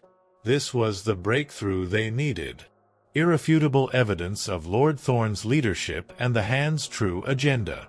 Kaelen knew that infiltrating such a secure location would be incredibly dangerous, but the potential reward was worth the risk. With the scholar's knowledge of Lord Thorn's properties and the physician's expertise in creating disguises, Kaelen prepared for the infiltration. The abbess provided spiritual guidance and a network of contacts who could offer assistance along the way. Under the cover of a moonless night, Kaelen, disguised as a groundskeeper, made his way to Lord Thorn's secluded estate. The security was tight, with patrols of well-armed guards and sophisticated surveillance measures. But Kaelen's skills in stealth, honed by his time as the stranger's assassin, allowed him to slip past undetected. He located the hidden archive beneath the main house, a vast chamber filled with meticulously organized documents. The sheer volume of evidence was staggering. Letters signed by Lord Thorn himself, detailing his instructions to the Hand's operatives, ledgers documenting their illicit financial transactions, and strategic plans outlining their long-term goals. As Kaelen gathered the incriminating documents, he sensed a presence behind him. Lord Thorn stood in the doorway, his face unmasked, his eyes cold and calculating. The benevolent facade had finally crumbled, revealing the ruthless patriarch beneath. "You have become a nuisance, Kaelen," Lord Thorn said, his voice dangerously calm. "I had hoped you would remain a useful tool. It seems I misjudged your ambition." A tense standoff ensued. Kaelen knew he was outmatched in terms of power and influence, but he held the evidence that could shatter Lord Thorn's carefully constructed world. The whispers in the dark had led him to this confrontation, a final showdown between the pawn and the patriarch. The battle for the soul of their society was about to reach its climax, and the price of truth would be paid in blood and the unmasking of the serpent at the heart of the coil. Chapter 11. The Serpent Strikes Back. The confrontation in the hidden archive hung heavy with unspoken threats. Lord Thorn's unmasked face, devoid of the philanthropic smile the public knew so well, revealed a chillingly calculating gaze. The air crackled with the tension between the hunted and the hunter, the former pawn now holding the very evidence that could bring down the patriarch. Ambition! Kaelen scoffed, clutching the stack of incriminating documents. "I seek justice, Thorn. Something you and your serpent's coil have long denied." Lord Thorn's lips curled into a thin, disdainful smile. Justice is a commodity, Kaelen, one that can be bought and sold. You, a mere peasant, believe you can wield it against a man of my standing? He gestured around the opulent archive. This is power. Something you will never understand. Before Kaelen could respond, Thorn made a swift, subtle movement. A hidden panel in the wall slid open, revealing two heavily armed guards who materialized as if from the very stone. The odds had shifted dramatically. Kaelen, though skilled in the shadows, was no match for trained soldiers in a direct confrontation, especially in the confines of the archive. He knew he had to escape, to get the evidence into the hands of someone who could expose Thorn's treachery. He made a desperate lunge for the hidden passage, the guards reacting instantly, their swords flashing in the dim light of the archive. A brutal struggle ensued. Kaelen used the narrow confines of the passage to his advantage, dodging and weaving, his dagger a blur of motion. He managed to wound one of the guards, but the other pressed his attack relentlessly. Kaelen sustained a deep cut to his side, the pain searing through him. Despite his injury, Kaelen managed to fight his way through the passage, emerging into a network of underground tunnels beneath the estate. He knew these tunnels were likely known to Thorn's men, but they offered a temporary escape route. He fled through the darkness, the sounds of pursuit echoing behind him. His side throbbed with pain, and he knew he couldn't maintain this pace for long. He needed to find a way out of the estate and reach his allies. Meanwhile, back at the convent, the abbess, the scholar, and the physician waited with growing unease. Kaelen had been gone longer than expected, and the silence from Thorn's estate was ominous. The abbess had dispatched some of her more discreet contacts to gather information, but news was slow to arrive. When a wounded and breathless Kaelen finally stumbled into the convent, his clothes torn and stained with blood, their fears were realized. He quickly recounted his confrontation with Thorn and the evidence he had managed to secure. The revelation that Thorn himself had confronted Kaelen and that he was now aware of their investigation sent a wave of fear through the group. Their carefully laid plans were in jeopardy. Thorn would undoubtedly move swiftly to silence them and retrieve the incriminating documents. They knew they couldn't stay at the convent for long. It was a sanctuary, but not a fortress. Thorn's influence likely extended even to the religious orders, and it was only a matter of time before he discovered their location. The scholar, ever the strategist, proposed a daring plan. They would use the evidence Kaelen had gathered to expose Thorn publicly, to present it to a neutral authority, someone beyond the reach of his influence. He suggested the Grand Council of the neighboring duchy, a body known for its relative impartiality and its strict adherence to the law. Reaching the duchy would be a perilous journey, requiring them to travel through territory potentially controlled by Thorn's allies. They would need disguises, safe passage, and a convincing way to present their evidence to the Grand Council. The physician, with his extensive network of contacts among travelers and merchants, offered to secure safe passage and provide them with believable disguises. The abbess, using her influence within the religious orders, arranged for discreet transport and safe houses along their route. Kaelen, despite his injuries, insisted on leading the journey. His knowledge of the terrain and his skills in evading pursuit would be crucial to their survival. He knew Thorn would be hunting them, and he was determined to ensure the evidence reached its destination. Their journey was fraught with danger. They traveled under the cover of darkness, avoiding main roads and relying on hidden pathways and the kindness of those who were sympathetic to their cause. They encountered Thorn's agents along the way, close calls that tested their skills and their resolve. Kaelen's wounds slowed them down, but the urgency of their mission pushed them forward. The scholar meticulously organized the evidence, preparing a compelling presentation for the Grand Council. The physician tended to Kaelen's injuries and ensured their disguises remained convincing. The abbess offered spiritual guidance and unwavering moral support. Finally, after days of arduous travel, they reached the capital of the neighboring duchy. The Grand Council was in session, and they knew they had to act quickly before Thorn's influence could reach this far. With the scholar as their spokesperson and Kaelen carrying the weight of the incriminating documents, they presented themselves before the Grand Council. The scholar's eloquent presentation, backed by the irrefutable evidence of Thorn's correspondence and the hand's meticulously kept ledgers, stunned the assembled counselors. The sheer scale of Thorn's deception, his manipulation of the Viridian hand, and his far-reaching network of corruption was shocking. The counselors, initially skeptical of the ragged group before them, were gradually swayed by the undeniable proof. However, Thorn's reach was long.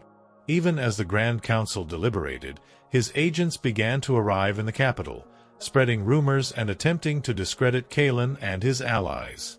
Thorn himself sent a carefully worded message to the council, denying all accusations and painting himself as the victim of a conspiracy. The situation became a delicate balancing act. The Grand Council, though initially swayed by the evidence, was now facing pressure from a powerful and influential nobleman. Their decision would have far-reaching consequences, potentially igniting a conflict between the two duchies. Kaelen and his allies knew they had to do more than just present evidence. They had to sway public opinion, to reveal Thorn's true nature to the people. The scholar began to discreetly share excerpts from the incriminating documents with trusted scribes and newsmongers. The physician used his contacts within the city's medical community to spread whispers of Thorn's ruthlessness. The abbess rallied support from sympathetic religious figures. The truth began to seep into the public consciousness, slowly eroding Thorn's carefully constructed image. Whispers of his involvement with the Viridian hand began to circulate, fueled by the undeniable evidence and the growing unease among the populace. As public pressure mounted, the Grand Council finally reached a decision. They issued a warrant for Lord Thorn's arrest, demanding his presence to answer the charges of conspiracy, corruption, and murder. Thorn, realizing his carefully laid plans were unraveling, did not surrender. Instead, he mobilized his loyal forces, preparing to resist the Grand Council's authority and silence his accusers permanently. The serpent's coil, wounded but not broken, was striking back. Kaelen and his allies found themselves caught in the middle of a brewing conflict. They had exposed the truth, but now they had to fight to ensure that truth prevailed. The whispers in the dark had ignited a flame of rebellion, and the final battle for the fate of their society was about to begin. The patriarch had been unmasked, but the serpent's coil still held a deadly grip. Chapter 12. The Coil Tightens. The Grand Council's warrant for Lord Thorn's arrest was not a signal of immediate victory, but rather the opening salvo in a much larger conflict. Thorn, a man accustomed to wielding power from the shadows, was not one to surrender easily.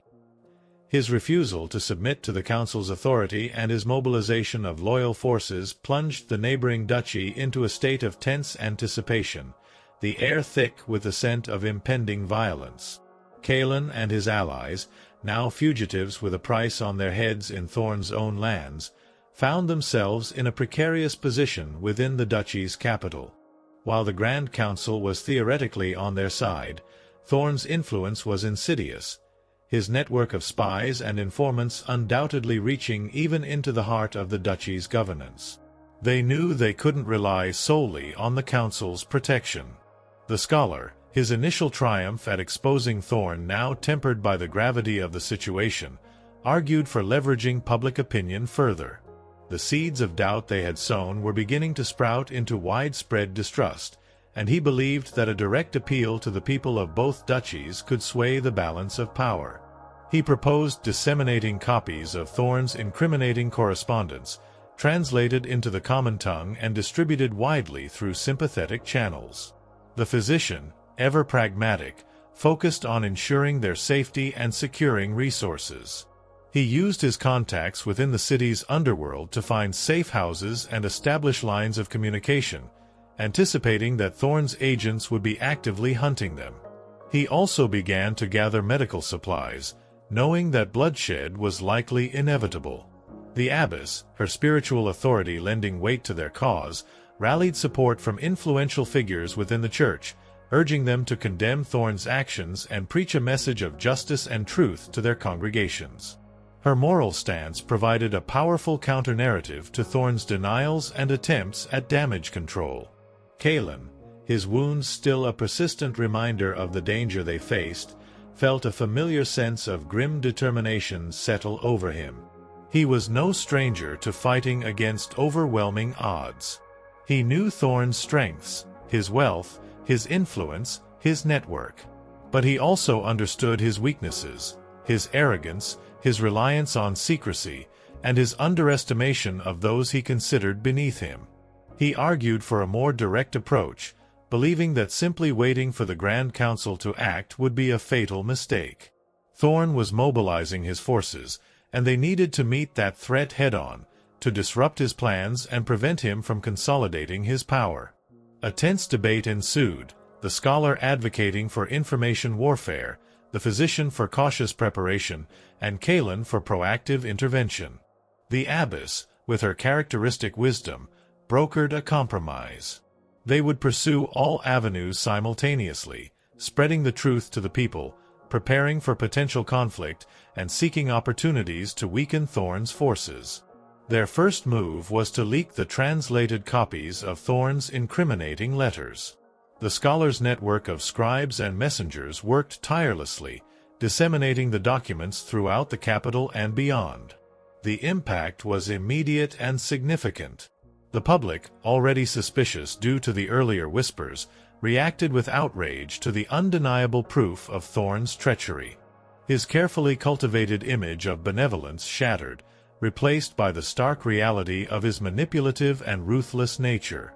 Thorn, realizing the tide of public opinion was turning against him, retaliated swiftly. His agents launched a campaign of disinformation, spreading counter-rumors and attempting to discredit the leaked documents as forgeries. He used his influence within the city guard to suppress dissent and arrest anyone caught distributing the incriminating evidence. The capital became a battleground of information and intimidation. Kaelen and his allies found themselves constantly evading Thorn's agents, relying on the physician's underworld contacts and the abbess's network of safe houses to stay one step ahead. Meanwhile, Kaelen, with the help of a few trusted individuals from the physician's network, began to gather intelligence on Thorn's military preparations. They learned that he was amassing his private army at a fortified estate outside the city, preparing to defy the Grand Council's authority by force. Kaelen knew they had to disrupt this buildup. A direct assault on Thorn's stronghold would be suicidal, but they needed to find a way to weaken his forces and sow chaos within his ranks. He devised a plan that relied on stealth, infiltration, and exploiting Thorn's reliance on secrecy. Under the cover of darkness, Kaelen and a small team of trusted allies infiltrated Thorn's estate. Using their knowledge of the tunnels and hidden pathways beneath the property, they moved like shadows, sabotaging supplies, disrupting communications, and spreading rumors of dissent among Thorn's soldiers. Their actions caused significant disruption, sowing seeds of doubt and paranoia within Thorn's ranks. The loyalty of his hastily assembled army began to waver, and his preparations were thrown into disarray. The Grand Council, emboldened by the shift in public opinion and the reports of disarray within Thorn's forces, finally issued a formal decree, demanding his immediate surrender and authorizing the mobilization of their own military forces. Thorn, now facing opposition on multiple fronts, was forced to make a choice. He could either submit to the Council's authority and face the consequences of his actions, or he could openly defy them, plunging the duchy into civil war. He chose defiance. His loyalist forces clashed with the Grand Council's army in a series of skirmishes across the duchy. The conflict was brutal and divisive, pitting neighbor against neighbor, friend against friend. Kaelen and his allies found themselves drawn into the heart of the conflict. The scholar used his knowledge of strategy to advise the Grand Council's commanders. The physician established field hospitals to tend to the wounded on both sides. The abbess offered solace and spiritual guidance to those affected by the violence. Kaelen, his skills as a warrior honed by his past, fought alongside the Grand Council's forces, leading covert operations and striking at key targets within Thorn's network. He moved like a phantom, disrupting supply lines, assassinating key commanders, and sowing further chaos within the enemy ranks. The conflict dragged on, a bloody stalemate with no clear victor in sight. Thorn's forces, though smaller in number, were well-trained and fiercely loyal. The Grand Council's army, while larger, was less experienced and plagued by internal divisions. Kaelen knew that a decisive blow was needed to break the deadlock. He believed that the key to victory lay in confronting Thorn directly, in striking at the head of the serpent's coil. He devised a daring plan to infiltrate Thorn's fortified estate once more, this time with the intention of confronting the patriarch himself. He knew it was a long shot, a potentially suicidal mission, but he was willing to risk everything to end Thorn's reign of terror. Under the cover of a raging storm, Kaelen, accompanied by a small, hand-picked team of his most trusted allies, infiltrated Thorn's stronghold. The storm provided cover for their movements, but the estate was heavily guarded, and the risks were immense. They fought their way through the outer defenses, their determination fueled by the hope of ending the conflict. They navigated the labyrinthine corridors of the estate, their target the heavily fortified inner sanctum where Thorn was believed to be holding command. Finally, they reached Thorn's chambers. The patriarch, surrounded by his most loyal guards, stood defiant, his eyes burning with a cold fury. The final confrontation was at hand. The coil had tightened, and the battle for the fate of the duchy was about to reach its bloody conclusion. The whispers in the dark had become a storm of steel and fury, and the price of freedom would be paid in the ultimate sacrifice. Chapter 13. The Serpent's End. The air in Lord Thorn's inner sanctum crackled with anticipation, the flickering torchlight casting long, dancing shadows on the opulent tapestries and heavily armed guards. Thorn, his face a mask of cold fury, stood like a cornered beast, the weight of his crumbling empire heavy upon his shoulders. The storm raged outside, mirroring the tempest of violence about to erupt within the chamber. Kaelen, his body weary but his resolve unwavering, faced his nemesis, his small band of allies, the scholar, the physician, and a handful of loyal fighters from the Grand Council's ranks standing steadfastly behind him. The final confrontation had arrived, the culmination of a journey paved with blood, betrayal, and the relentless pursuit of truth. "So," Thorn's voice echoed through the chamber, laced with a venomous calm, "the peasant returns to bite the hand that, indirectly, shaped him.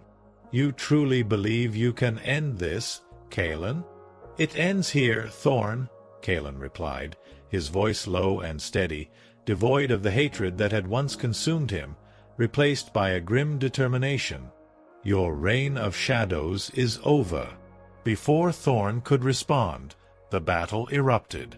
His loyal guards, well-trained and desperate, lunged forward, their swords a blur of steel. Kaelen and his allies met their charge head-on, the clash of metal echoing the storm's fury outside. The scholar, surprisingly agile despite his scholarly demeanor, used his knowledge of pressure points and leverage to disarm and incapacitate several guards. The physician, though not a warrior, wielded a heavy staff with surprising effectiveness, creating openings for Kaelen and the others. Kaelen moved like a phantom, his years spent in the shadows making him a deadly opponent. His dagger flashed, finding weak points in armor, his movements swift and precise. The loyalist fighters, seasoned soldiers from the Grand Council's ranks, fought with discipline and courage, their determination fueled by the knowledge that they were fighting for the future of their duchy. Despite their bravery, Thorn's guards were formidable, their desperation making them even more dangerous. The chamber became a whirlwind of violence, the air thick with the scent of blood and sweat. One of Kaelen's allies fell, struck down by a well-aimed blow. The physician sustained a deep gash to his arm, yet he continued to fight, his face grim with pain. Kaelen, his focus solely on Thorn, fought his way through the melee, his determination to reach the patriarch unwavering. Thorn, no stranger to violence himself, met Kaelen's advance with a cold fury, his own sword a deadly extension of his will.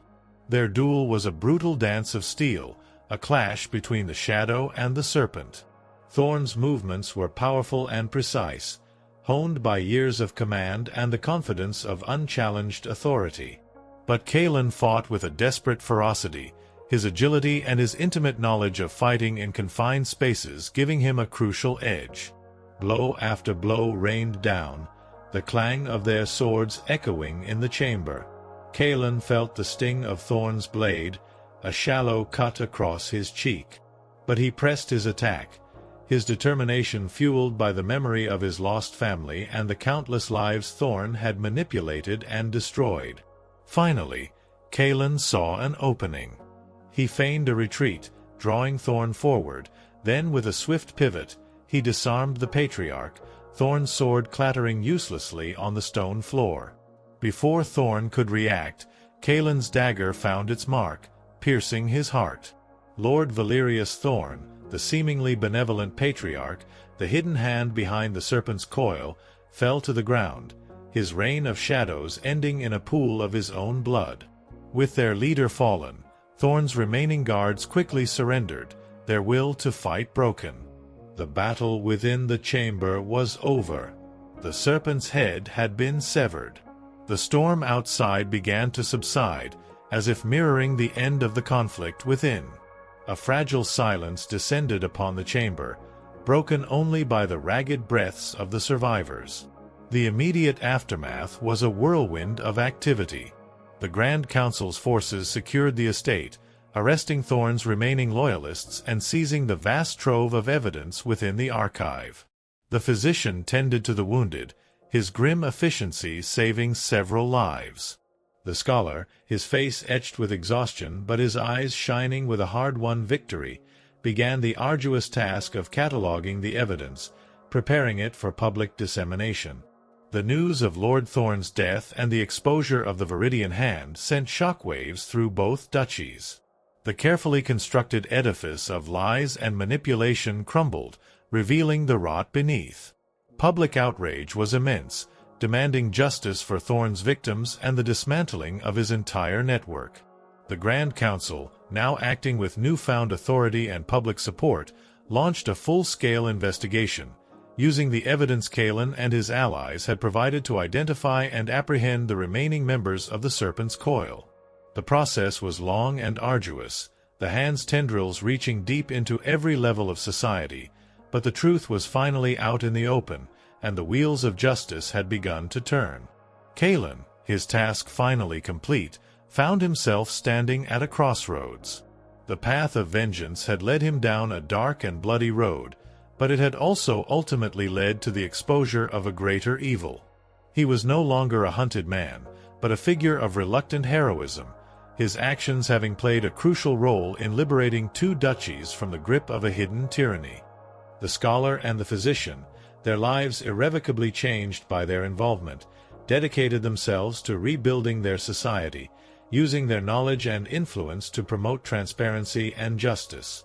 The abbess returned to her convent, her faith strengthened by the ordeal, her moral authority now even greater. As for Kaelen, he found himself unable to return to his former life.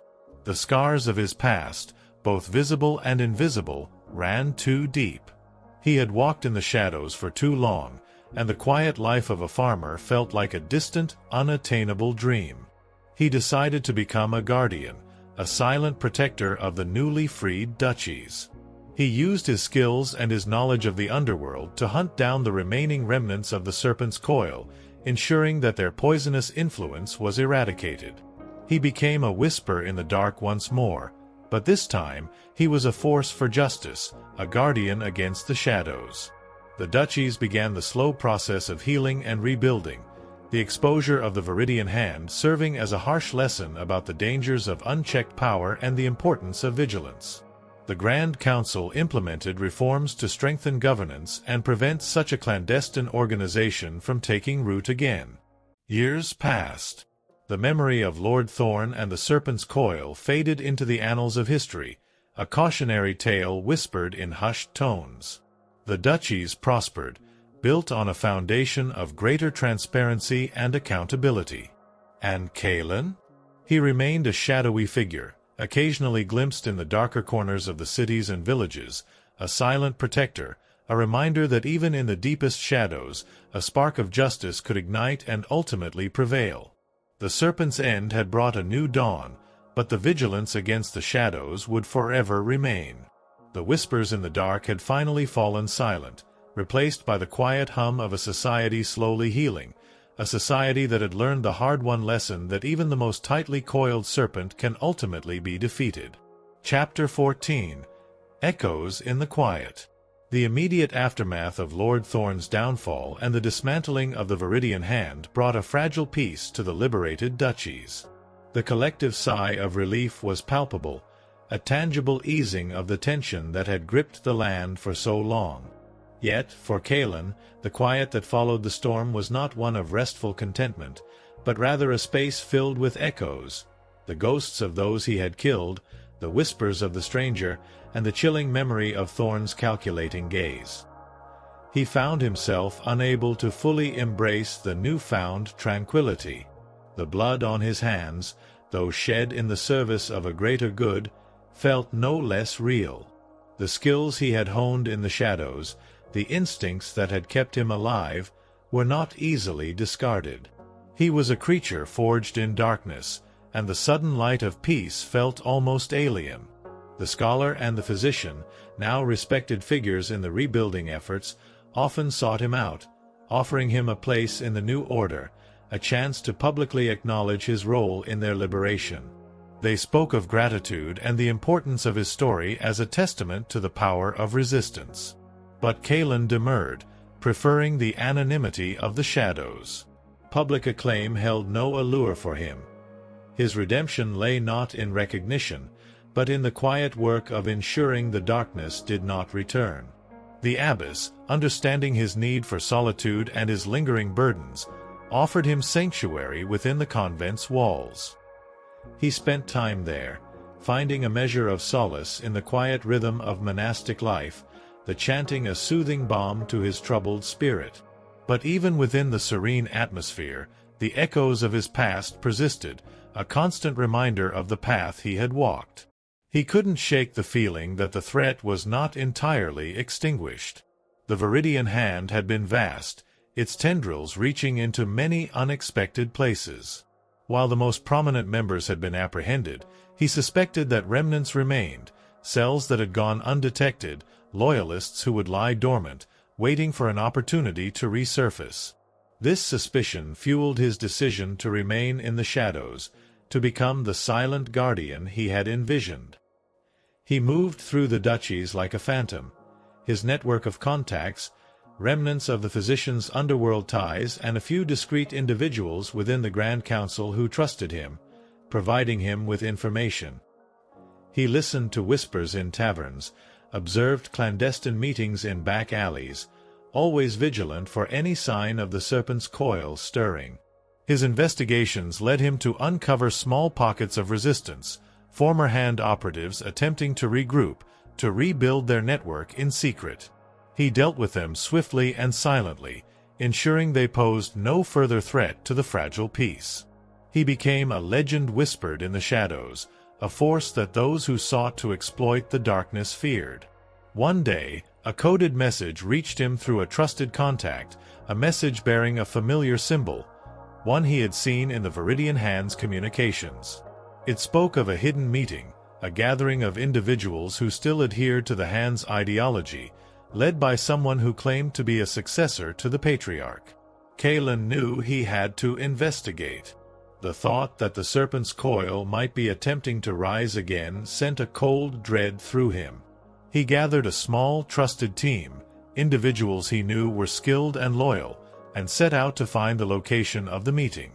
Their journey led them to a remote, dilapidated fortress nestled high in the mountains, a place seemingly abandoned and forgotten. But beneath the crumbling facade, Kaelen sensed a hidden activity, the subtle signs of occupation. They infiltrated the fortress under the cover of darkness, moving with a stealth and precision that had become their hallmark. The interior was a labyrinth of hidden passages and fortified chambers. They encountered resistance, armed guards still loyal to the Hand's cause, but they were dealt with efficiently. Finally, they reached the central chamber, a large hall where a group of figures cloaked in black were gathered around a raised dais. On the dais stood a man whose face was obscured by shadows, but whose voice held a chillingly familiar tone of authority. The man spoke of continuing the Patriarch's work, of seizing control through more subtle means, of exploiting the vulnerabilities of the newly established order. As he spoke, Kaelen recognized certain phrases, certain ideological tenets that echoed the Viridian Hand's original doctrines. Before the meeting could conclude, Kaelen and his team struck. They moved swiftly and decisively, taking the assembled Hand remnants by surprise. A fierce but brief struggle ensued. These were not the seasoned operatives of the inner circle, but rather disillusioned followers, easily overwhelmed. The leader on the dais fought with a desperate fanaticism, but Kaelen, his skills honed by years of fighting in the shadows, quickly subdued him. As he unmasked the leader, he was met with a face that was both familiar and unexpected.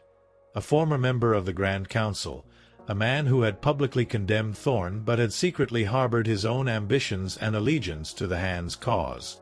The discovery sent a sobering reminder that the corruption they had fought against was not always easily identifiable, that it could fester even in the halls of justice. With this new threat neutralized and the remaining remnants of the Hand scattered, a deeper sense of peace settled over the duchies. The vigilance remained, but the immediate danger had passed. Kaelen, though still preferring the shadows, found himself occasionally accepting the quiet gratitude of those he had helped to liberate. He was no longer just a killer, he was a guardian, a silent testament to the enduring power of resistance. The echoes of his past still lingered, but they were no longer the deafening cries of vengeance or the chilling whispers of deceit. They were softer now, reminders of the sacrifices made, the battles fought, and the hard-won peace that had been achieved. He had found a new purpose in the quiet, a commitment to ensuring that the darkness did not rise again, a silent promise to those who now lived in the light. The serpent was truly gone, and the echoes in the quiet were a testament to the enduring strength of hope and the unwavering pursuit of justice. Chapter 15: A New Shade of Shadow. The years that followed the dismantling of the Viridian Hand brought a period of relative stability to the duchies. The reforms enacted by the Grand Council, coupled with the vigilance of individuals like Kaelen, helped to solidify the hard-won peace. The overt corruption that had once plagued the land receded, replaced by a cautious optimism. Yet, the human heart, Kaelen knew all too well, was a fertile ground for ambition and deceit, and shadows, though perhaps fainter, never truly vanished. He continued his self-appointed role as guardian, a whisper in the darker corners of the duchies, his network of informants still active, his senses always alert for any sign of a resurgence of the old order or the emergence of new threats. He moved with a quiet purpose, a silent sentinel against the ever-present potential for darkness. One crisp autumn evening, a new echo disturbed the quiet. A message reached him, not through his usual clandestine channels, but through a more formal route, a sealed letter bearing the insignia of a respected magistrate from a distant province, a region that had remained largely untouched by the Viridian Hand's direct influence. The letter spoke of a growing unrest in the province, a subtle but persistent unease that the magistrate found troubling. It described a series of seemingly isolated incidents, unexplained disappearances, unusual land acquisitions by shadowy figures, and a growing atmosphere of fear and intimidation among the local populace. The magistrate, sensing a pattern that he couldn't quite define, requested Kaelen's discreet assistance, his reputation as a resolver of hidden threats having reached even his remote jurisdiction. Kaelen, though hesitant to leave the familiar territories he had sworn to protect, felt a prickle of concern. The magistrate's description echoed the early signs of the Viridian Hand's insidious growth. He agreed to investigate, seeing it as a necessary extension of his ongoing vigilance. His journey to the distant province took him through landscapes untouched by the recent conflict, regions where life seemed to flow at a slower, more traditional pace. Yet, beneath the surface of this apparent tranquility, Kaelen sensed the subtle discord the magistrate had described. The smiles of the villagers seemed strained, their gazes held a flicker of apprehension, and whispers carried on the wind spoke of things unseen and unheard. He began his investigation with his usual meticulousness, observing the patterns of life in the towns and villages, listening to the local gossip, and seeking out those who seemed most likely to possess knowledge of the unsettling events. He learned of newcomers, individuals with wealth and influence who had arrived in the province relatively recently, their origins shrouded in secrecy. These newcomers had begun acquiring land at an alarming rate, often under questionable circumstances, and those who dared to question their actions often met with misfortune. He encountered a young woman whose brother had disappeared after protesting one of these land acquisitions.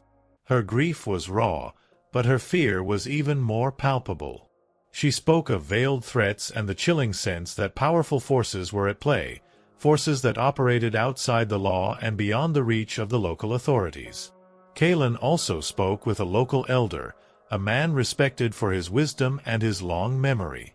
The elder spoke of old legends, tales of shadowy societies that had periodically emerged throughout their history, manipulating events for their own gain. He saw parallels between those ancient stories and the current unrest, a sense of a hidden hand at work. As Kaelen delved deeper, he began to uncover a network, a web of connections between the newcomers, the unexplained disappearances, and the atmosphere of fear. The newcomers, it turned out, were not isolated individuals but were linked by a shared symbol, a mark that was subtly appearing in various locations. On official documents, on the doors of certain establishments, a fleeting glimpse on a piece of discarded fabric. The symbol was unfamiliar to Kaelen, bearing no resemblance to the sigils of the Viridian Hand. This suggested a new player in the game of shadows, a different kind of threat. His investigation led him to a secluded estate on the outskirts of the province, a place rumored to be the headquarters of the newcomers. It was heavily guarded, the air around it thick with a sense of secrecy and power. Kaelen knew that infiltrating this stronghold would be dangerous, but it was the only way to uncover the truth behind the growing unrest. Under the cover of a moonless night, Kaelen, accompanied by a few trusted local contacts he had cultivated, infiltrated the estate. The security was sophisticated, utilizing methods he had not encountered before, suggesting a well-funded and organized operation. The interior of the estate was a stark contrast to the rustic simplicity of the surrounding province. It was opulent and modern, filled with strange devices and armed individuals who moved with a disciplined efficiency. Kaelen and his team moved like ghosts, their familiarity with the shadows their greatest advantage. They discovered a hidden chamber, a central hub of activity where maps and documents covered the walls, detailing land acquisitions, resource management, and the movements of various individuals throughout the province. The scope of the operation was far larger than Kaelen had initially suspected. They also found evidence of a hierarchical structure, with the newcomers answering to someone referred to only as the architect. This new shadowy figure seemed to be the mastermind behind the unfolding events, a strategist operating with a level of sophistication that even Lord Thorn had not possessed. As Kaelen studied the documents, he began to understand the architect's plan. It was not a crude grab for power through overt corruption, but a more subtle and long-term strategy of control, manipulating resources, influencing local politics, and gradually tightening their grip on the province without attracting undue attention. Suddenly, an alarm blared through the estate. They had been discovered. Kaelen and his team found themselves facing a well-coordinated response, the armed individuals moving with alarming speed and efficiency. A fierce firefight erupted. Kaelen and his allies fought bravely, but they were outnumbered and outgunned. They managed to create a diversion, allowing Kaelen to slip away with a handful of crucial documents detailing the architect's plans and the identities of some of his key operatives. He escaped the estate, his body bruised and his mind racing. The threat in this distant province was real, and it was different. This was not the brute force of the serpent's coil, but a more calculated and insidious form of control, orchestrated by a shadowy figure known only as the architect. The quiet of the liberated duchies was about to be disturbed by a new shade of shadow, and Kaelen knew his role as guardian was far from over. The echoes of the past had faded, replaced by the ominous whispers of a new and unknown enemy. Chapter 16. The Architect's Design. Kaelen's escape from the architect's estate was a desperate scramble through the unfamiliar terrain of the distant province. The alarm still echoed in his ears, and the image of the disciplined, well-equipped guards pursuing him was burned into his mind. He knew that the documents he had managed to secure were crucial, the first glimpse into a new and potentially more dangerous threat than the Viridian Hand. He managed to evade his pursuers by utilizing his knowledge of the shadows and the natural cover of the surrounding wilderness. He found temporary refuge in a secluded farmhouse, the inhabitants wary but ultimately willing to offer aid to a stranger in need. He tended to his wounds and meticulously examined the documents he had retrieved. The architect's design, as revealed in the meticulously detailed plans, was indeed a departure from the Viridian Hand's methods. It was not about overt control through corruption and violence, but a more subtle and insidious strategy of economic and social manipulation. The land acquisitions were not random. They targeted key resources and strategic locations. The disappearances were not simply acts of intimidation, but a systematic elimination of individuals who posed a threat to the architect's long-term goals. The documents also revealed the architect's network of operatives, individuals with seemingly legitimate roles within the province, influential merchants, respected community leaders, even a few minor officials. They were the silent gears in the architect's machine, subtly influencing events and paving the way for his ultimate control. Kaelen realized that confronting this new threat would require a different approach. The brute force tactics that had worked against the Viridian Hand would be ineffective against an enemy who operated with such calculated precision and relied on a network of seemingly ordinary individuals. He needed to understand the architect's ultimate goals and find a way to dismantle his operation from within. He contacted the magistrate who had initially sought his help, sharing the documents he had obtained and explaining the nature of the threat. The magistrate, initially skeptical, was quickly convinced by the undeniable evidence. He pledged his support, offering his knowledge of the local power structures and his network of trusted contacts. Together, they began to discreetly investigate the architect's network, piecing together the identities of his key operatives and trying to understand their roles in his overall plan. It was a slow and painstaking process, requiring them to move with extreme caution, as the architect's reach seemed to extend further than they initially anticipated. They discovered that the architect's ultimate goal was not simply to control the province, but to use it as a staging ground for a larger ambition, the nature of which remained shrouded in mystery.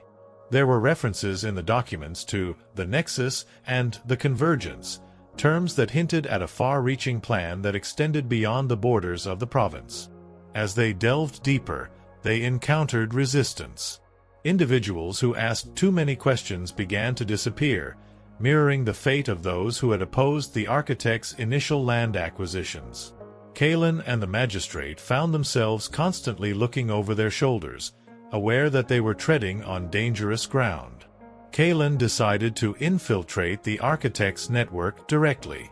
Using his skills in disguise and his knowledge of the underworld, he assumed a false identity and managed to gain the trust of one of the architect's minor operatives, a disgruntled merchant who felt overlooked and undervalued. Through this contact, Kaelen began to learn more about the inner workings of the architect's organization, the rigid hierarchy, the unwavering loyalty demanded by the enigmatic leader, and the rewards offered to those who served him faithfully. He also gleaned snippets of information about the architect himself, his ruthlessness, his intellect, and his almost obsessive focus on his grand design. He learned of a secure communication hub, a hidden location where the architect's key operatives gathered to receive instructions and report their progress. Infiltrating this hub, Kaelen realized, could provide him with crucial information about the architect's ultimate goals and potentially expose his entire network. With the help of the magistrate's local knowledge and his own carefully cultivated contacts, Kaelen managed to locate the communication hub, a seemingly abandoned warehouse on the outskirts of a small town. Under the cover of darkness, he infiltrated the building, his senses on high alert. The interior was a hive of activity, with individuals hunched over maps and documents, coded messages being exchanged, and a palpable sense of urgency in the air. Kaelen moved through the shadows, his ears straining to catch snippets of conversation. He learned that the Nexus referred to a strategically important location within the province, a place of significant natural resources that the architect planned to exploit. The convergence seemed to be a specific date, a deadline by which the architect intended to have complete control of the province and initiate the next phase of his plan. As Kaelen gathered this crucial information, he was discovered. A sharp-eyed operative recognized him from his earlier encounter at the estate. The alarm was raised, and Kaelen found himself facing a determined and well-organized opposition. A desperate chase ensued through the labyrinthine warehouse. Kaelen fought his way through the operatives, his skills honed in the darkness proving invaluable. He managed to secure more documents, including a detailed map of the Nexus and a timeline for the convergence. He escaped the warehouse, but he knew that his cover was blown. The architect and his network would be actively hunting him. He had the information he needed, but he was now a marked man in enemy territory. He contacted the magistrate, sharing the new intelligence. The urgency of the situation was now undeniable. The architect's plan was far more advanced than they had realized, and the convergence was rapidly approaching. They needed to act quickly and decisively if they were to stop him. Together, they began to formulate a plan to expose the architect and dismantle his network before his grand design could be realized. They knew it would be a dangerous undertaking, pitting them against a powerful and enigmatic foe who operated with meticulous precision. But the fate of the province, and potentially more, hung in the balance. The new shade of shadow had revealed its intricate and dangerous form, and Kaelen knew that the quiet he had sought would remain elusive until this new threat was extinguished. The architect had laid his design, and Kaelen was determined to tear it down, piece by piece. Chapter 17. Unraveling the Nexus. The revelation of the Nexus and the impending convergence injected a new urgency into Kaelen and the magistrate's efforts. The architect's plan was not a slow, creeping annexation of power, but a calculated operation with a specific time frame and a central point of control. The map Kaelen had secured revealed the Nexus to be an ancient mining complex nestled deep within the province's mountainous interior, a location rich in a rare and valuable mineral. The documents hinted that this mineral was key to the architect's larger ambition, referred to in cryptic terms as the amplification and the resonance. Kaelen and the magistrate could only speculate on its true purpose, but the level of secrecy surrounding it suggested a technology or a power far beyond the ordinary. They knew they had to reach the Nexus before the convergence, to understand the architect's intentions and potentially disrupt his plans. The journey to the remote mining complex would be arduous and dangerous, through terrain undoubtedly controlled by the architect's forces.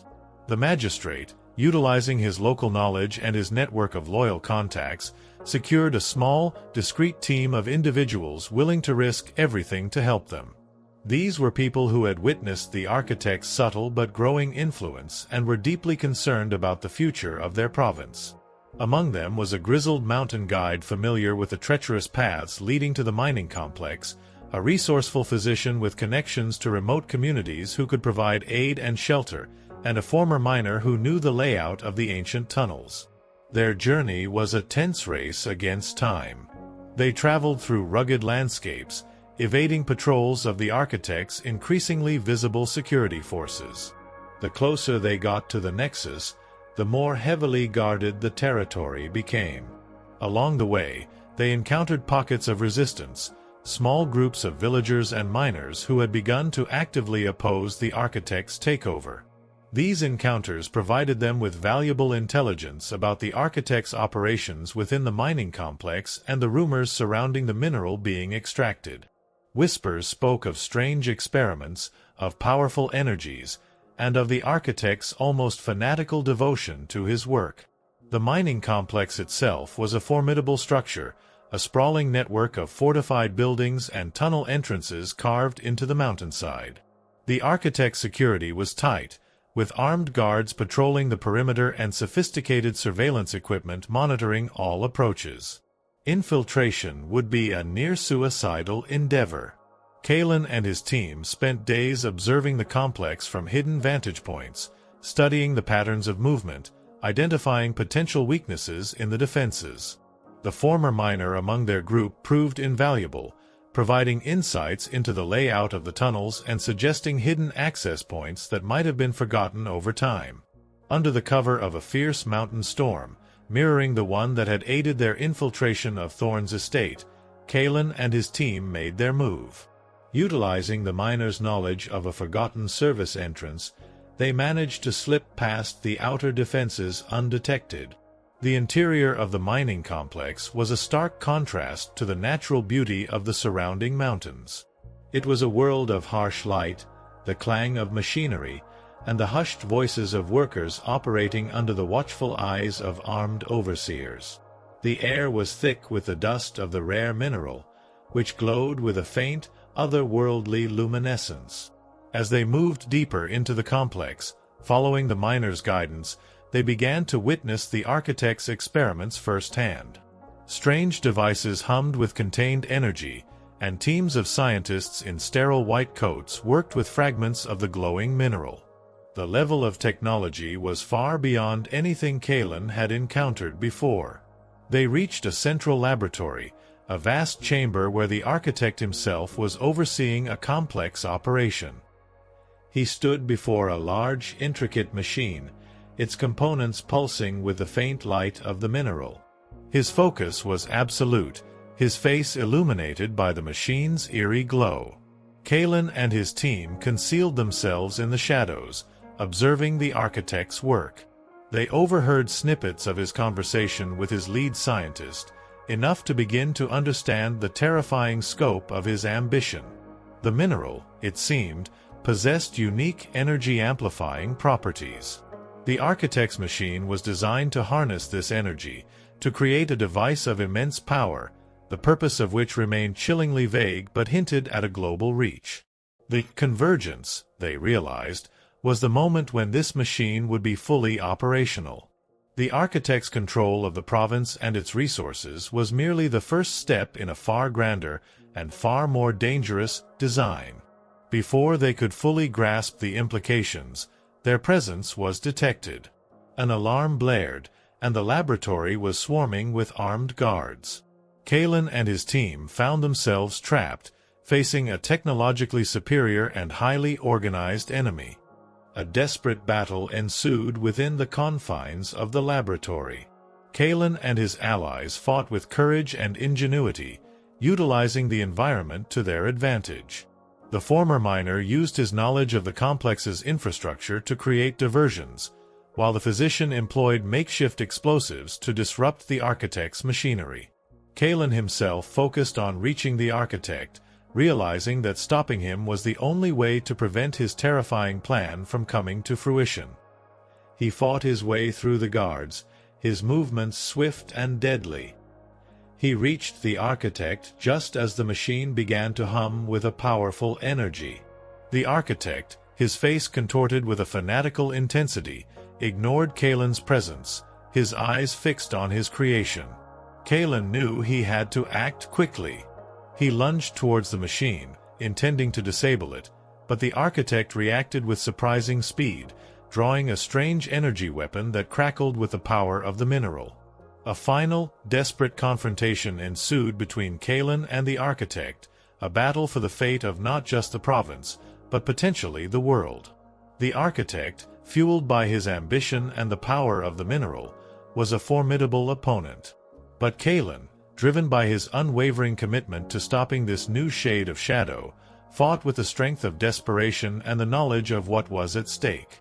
The unraveling of the Nexus had begun, and the consequences would determine the future for all.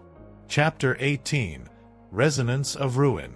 The architect's energy weapon discharged with a blinding flash, forcing Kaelen to lunge sideways, the air around him crackling with residual power.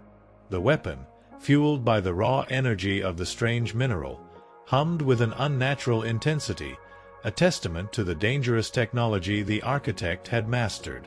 The battle within the laboratory had shifted from a desperate infiltration to a direct confrontation with a foe wielding power far beyond conventional means. The architect, his eyes gleaming with fanatical zeal, moved with a speed that belied his scholarly appearance, the energy weapon weaving arcs of destructive force. Kaelen, relying on his agility and his instincts honed in countless battles, dodged and weaved through the energy blasts, the air filling with the acrid smell of ozone. His allies, though outmatched by the architect's advanced weaponry, fought with unwavering courage, creating diversions and attempting to disrupt the machinery that powered the energy weapon. The former miner, with a desperate yell, hurled his pickaxe at the central conduit of the machine, causing a shower of sparks and a momentary flicker in its power output. The physician, ignoring his injured arm, lobbed makeshift incendiary devices, hoping to overload the delicate components. Kaelen saw his opportunity in the brief disruption. He lunged towards the architect, his dagger aimed at a vulnerable point beneath the energy weapon's gauntlet. The architect, anticipating the move, sidestepped with surprising speed and brought the weapon to bear, a searing beam of energy narrowly missing Kaelen's chest. The force of the blast threw Kaelen back against a console, the impact jarring his bones. He scrambled to his feet, his mind racing. He needed to disable the machine, the source of the architect's power, before it reached its full potential. He noticed a series of glowing conduits leading from the mineral core to the energy weapon. If he could sever those connections, he might be able to neutralize the threat. He signaled to his remaining allies, and together they launched a coordinated attack, focusing their efforts on the machine. The battle raged, a chaotic mix of energy blasts, makeshift explosives, and desperate hand-to-hand combat. The laboratory, once a pristine space of scientific endeavor, became a scene of destruction, consoles sparking, equipment shattering, the air thick with smoke and the smell of burnt metal. Kaelen managed to reach the machine, his dagger flashing as he severed several of the glowing conduits. The energy weapon in the architect's hand sputtered erratically, its power fluctuating wildly. Enraged, the architect turned his full attention to Kaelen, abandoning his attempts to stabilize the machine. Their final duel was a brutal test of skill and determination. The architect, though wielding a diminished weapon, fought with a desperate ferocity, his movements fueled by his fanatical belief in his grand design. Kaelen, his body battered and bruised, relied on his agility and his intimate knowledge of combat in close quarters. He managed to disarm the architect, the energy weapon clattering to the floor, its eerie glow fading. But the architect was far from defeated. He lunged at Kaelen, his hands reaching for his throat. In a desperate move, Kaelen grabbed a shard of the glowing mineral that had broken off during the earlier chaos. He plunged it into the architect's chest. A shock wave of energy erupted from the architect's body, throwing Kaelen back. The architect convulsed, his eyes wide with disbelief and pain, before collapsing to the floor, the faint glow of the mineral fading from his grasp. A sudden silence descended upon the laboratory, broken only by the crackling of damaged equipment and the ragged breaths of the survivors. The architect was defeated. But the machine, though damaged, still hummed with residual energy, the faint glow of the mineral intensifying. Kaelen realized the danger was not yet over. The convergence was still imminent, and the unstable machine posed a significant threat. The former miner, his face grim, pointed to a series of structural supports beneath the machine. If they could collapse those supports, they might be able to bring the entire apparatus down. Working quickly and desperately, Kaelen and his remaining allies used whatever tools they could find to weaken the supports. The physician, despite his injury, used his knowledge of structural integrity to identify the critical points. With a final, concerted effort, they managed to bring the massive machine crashing down, the impact shaking the entire mining complex. A surge of uncontrolled energy erupted, followed by a deafening roar as the machine's core overloaded.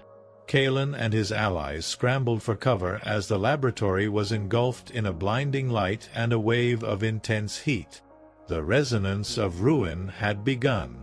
When the dust settled, the laboratory was a scene of devastation. The architect's machine was a mangled wreck, its power source neutralized. The architect himself lay still and lifeless amidst the debris. Kaelen and his allies, battered but alive, emerged from the wreckage. The threat of the convergence had been averted. The aftermath was a chaotic scramble to secure the mining complex and contain the unstable energy emanating from the destroyed machine. The magistrate's forces, alerted by the earlier alarm, arrived to secure the perimeter and begin the long process of investigation. The true scope of the architect's ambition, and the terrifying potential of the mineral he sought to control, became chillingly clear in the wreckage of his laboratory. The world had narrowly averted a catastrophe, the nature of which they could only begin to comprehend. Kaelen, his role in stopping this new threat now undeniable, finally allowed himself a moment of weary satisfaction. The echoes of the past were fainter now, replaced by the quiet hum of relief. But he knew that the shadows would always linger, and the vigilance against them must never cease. The architect's design had been shattered, but the potential for others to seek power through similar means remained. His journey as a guardian would continue, a silent watch against the darkness, a protector of the fragile peace.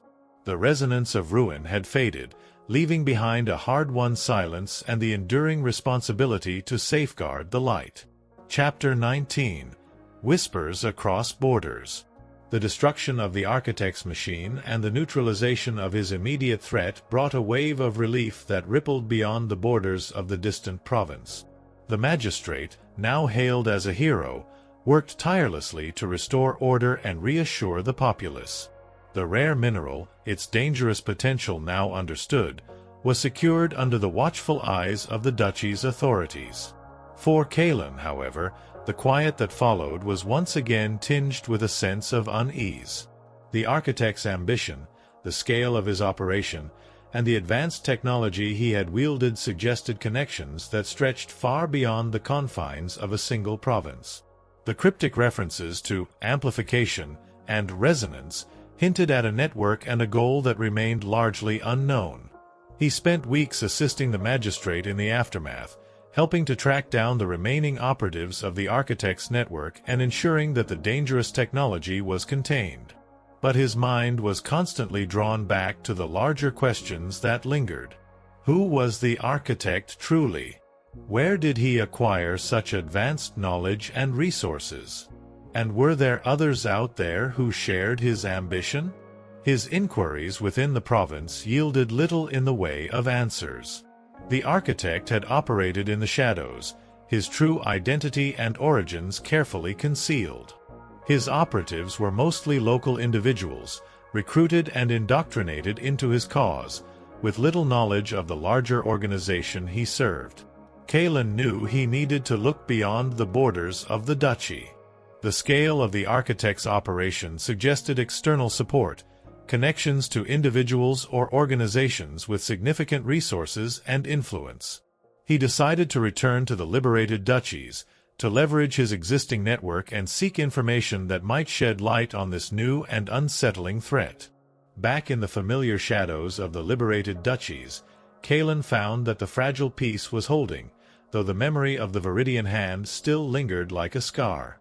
He contacted his trusted allies, the scholar, the physician, and the abbess, sharing the details of his encounter with the architect and his growing concerns about a larger network at play.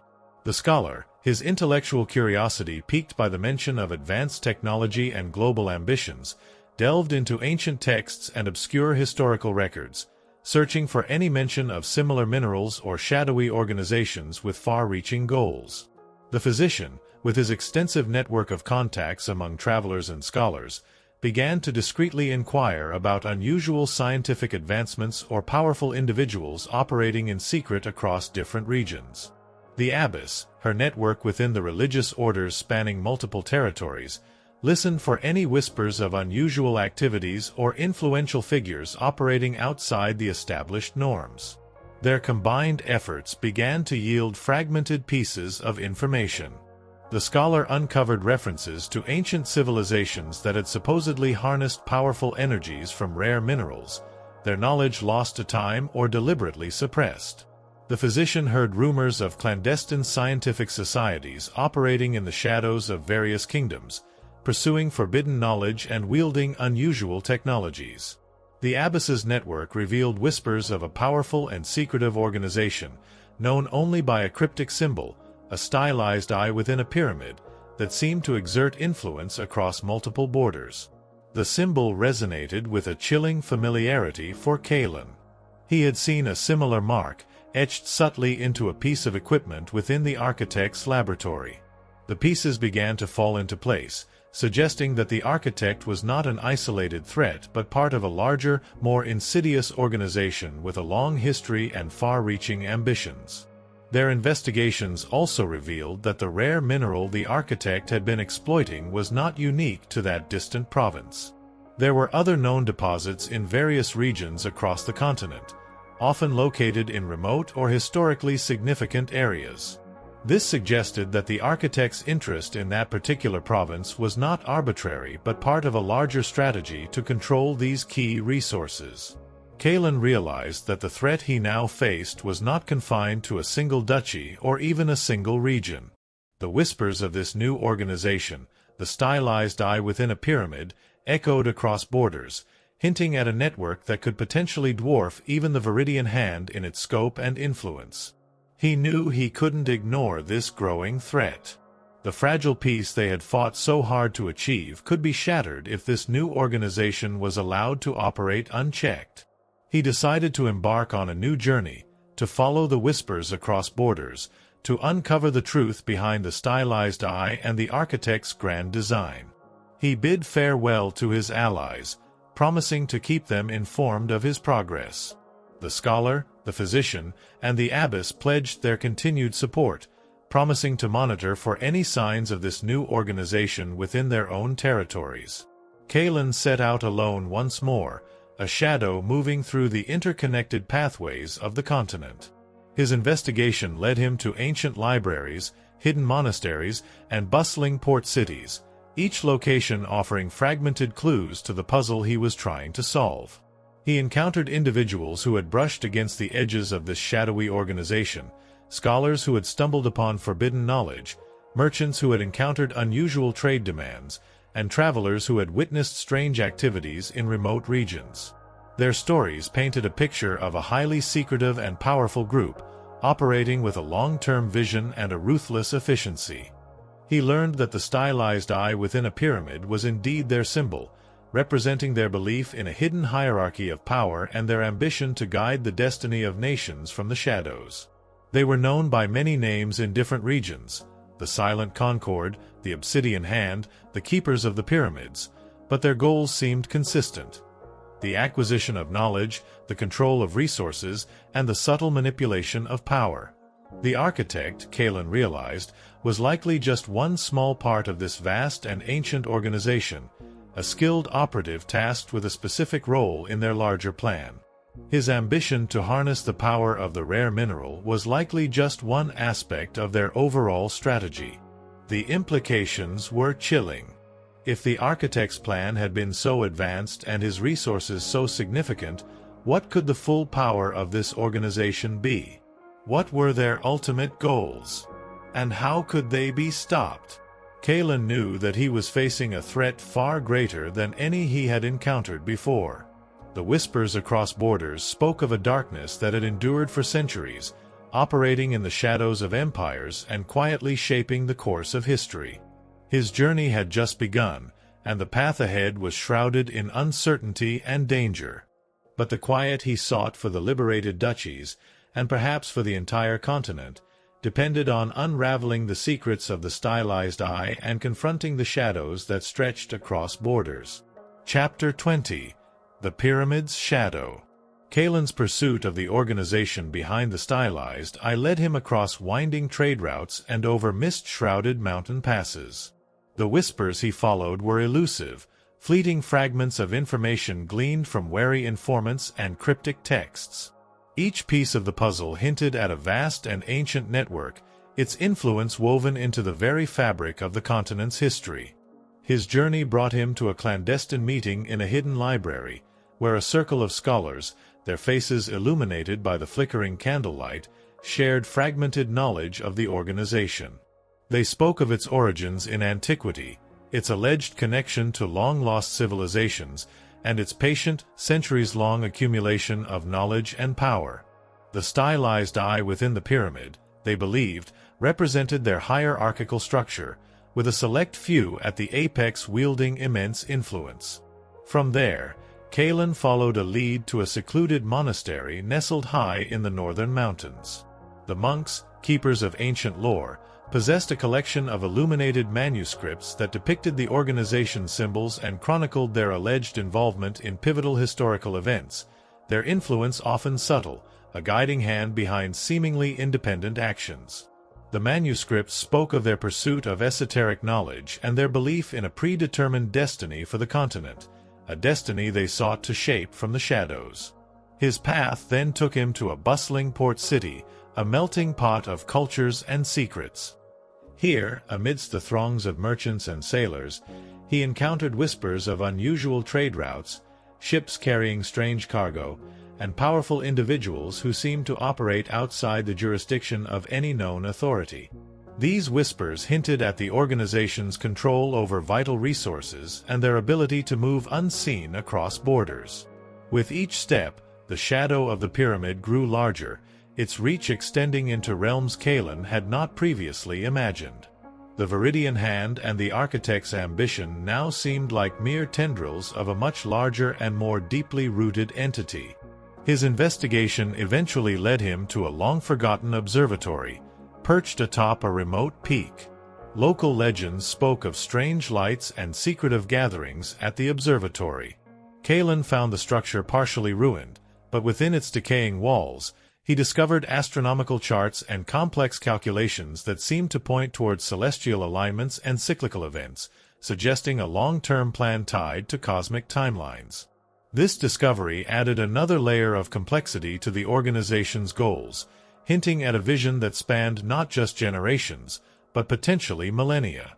As Kaelen pieced together these fragments of information, a clearer picture of the organization began to emerge. They were not simply power-hungry individuals seeking wealth and control. Their ambition was far grander, rooted in ancient knowledge and a belief in their ability to guide the continent towards a predetermined future, a future they sought to orchestrate from the shadows using their accumulated knowledge, their control over resources, and their network of hidden agents. He realized that confronting such an organization would be a monumental task, requiring more than just stealth and combat skills.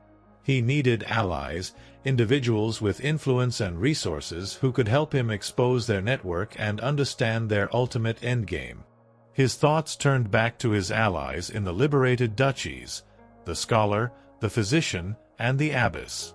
Their combined knowledge and networks could prove invaluable in this new and far more dangerous endeavor.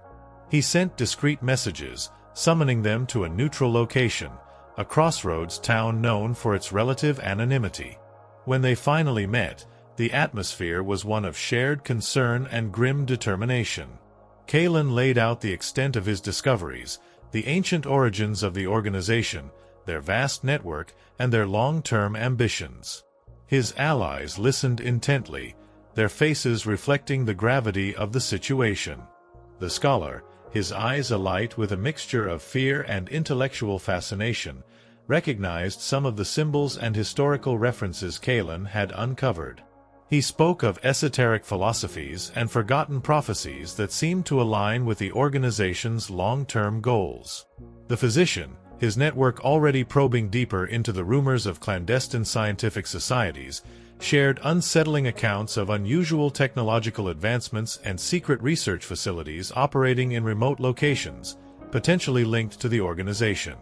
The abbess, her network within the religious orders now actively searching for any signs of the stylized eye, revealed disturbing accounts of influential figures within the church who seemed to be subtly promoting an agenda that aligned with the organization's known tenets.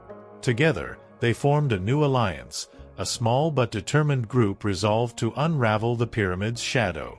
They knew they were facing a formidable and deeply entrenched enemy, but the fate of the continent might very well depend on their success. Their first step was to identify the organization's leadership, the individuals at the apex of the pyramid. The fragmented information they had gathered hinted at a council of elders, individuals shrouded in secrecy, their identities unknown. Their investigation led them to a series of hidden meeting places, ancient sites imbued with historical significance, where the organization was believed to hold its clandestine gatherings. Infiltrating these locations would be incredibly dangerous, but it offered the only chance to glimpse the leaders of the pyramid. Kaelen, once again embracing the shadows, prepared for the perilous task ahead, his allies providing him with information, resources, and unwavering support. The whispers across borders had led him to the heart of a centuries-old conspiracy, and the battle to expose the pyramid's shadow was about to begin. The stakes were higher than ever before, the fate of the continent hanging in the balance, and the quiet they had fought so hard to achieve now depended on confronting a darkness that had patiently waited in the wings for centuries. Chapter 21. The Obsidian Labyrinth. The search for the pyramid's leadership led Kaelen and his allies into a world of ancient secrets and hidden pathways. The clues they had gathered pointed towards locations steeped in history, places where the veil between the mundane and the mystical seemed thin. Their first destination was a forgotten temple, rumored to be a site of ancient power and a former gathering place for the organization in ages past. The temple lay hidden deep within a sprawling forest, its crumbling stone walls overgrown with moss and ivy, a testament to centuries of neglect. Local villagers spoke of it in hushed tones, whispering tales of strange energies and spectral guardians. Kaelen, accompanied by the scholar whose knowledge of ancient languages proved invaluable, navigated the treacherous paths leading to the ruins. Within the temple's decaying chambers, they discovered intricate carvings depicting the stylized eye and complex astronomical alignments, further solidifying the organization's connection to celestial events and their long-term planning. They also found remnants of ancient rituals, suggesting that their power was not solely based on political maneuvering and economic control, but also on esoteric practices. Their search led them to a hidden crypt beneath the temple, a labyrinth of winding passages and sealed chambers. The air within was heavy with the scent of dust and time. Here, they found fragmented records, scrolls and tablets detailing the organization's early history, their core beliefs, and the names of some of their earliest leaders, individuals who were revered as the founders of their enduring legacy. The names were unfamiliar, belonging to figures lost to mainstream history, Yet the reverence with which they were mentioned suggested a continuity of leadership stretching back centuries. This discovery underscored the immense challenge they faced. They were not dealing with a fleeting conspiracy, but an organization with roots deep in the continent's past. Their next lead took them to a subterranean library, rumored to be located beneath a seemingly ordinary merchant guild in a bustling city known for its ancient foundations. The physician's network of contacts within the city's underworld proved crucial in locating the library's secret entrance, concealed behind a false wall in the guild's archives. The library was a vast repository of forbidden knowledge, filled with countless scrolls and codices detailing arcane sciences, forgotten histories, and the organization's meticulous records spanning centuries. The scholar was awestruck by the sheer volume of information, recognizing texts that had long been considered lost. As they explored the library, they discovered a central chamber containing a large, intricately carved obsidian table surrounded by 7 empty chairs. The air in the chamber felt charged, suggesting it was a place of significant power, likely a meeting place for the organization's inner council. While they were examining the table, they triggered a hidden mechanism, revealing a series of obsidian tablets etched with complex symbols. The scholar recognized the symbols as an ancient form of coded writing, a language used by secretive societies in antiquity. Deciphering these tablets, they realized, could provide crucial insights into the organization's current leadership and their immediate plans. The task of deciphering the obsidian tablets was painstaking, requiring the scholar's full attention and expertise. Days turned into nights as he meticulously worked to unlock the secrets held within the ancient script. Meanwhile, Kaelen and the physician kept watch, aware that their presence in such a sensitive location was a significant risk. Finally, the scholar managed to break the code. The tablets revealed the names of the current members of the Inner Council, the individuals at the apex of the pyramid. They were not the shadowy, mythical figures Kaelen had imagined, but individuals holding seemingly prominent positions in various fields across the continent. Influential financiers, respected religious leaders, renowned scholars, and powerful political advisors. Their public personas provided the perfect cover for their clandestine activities.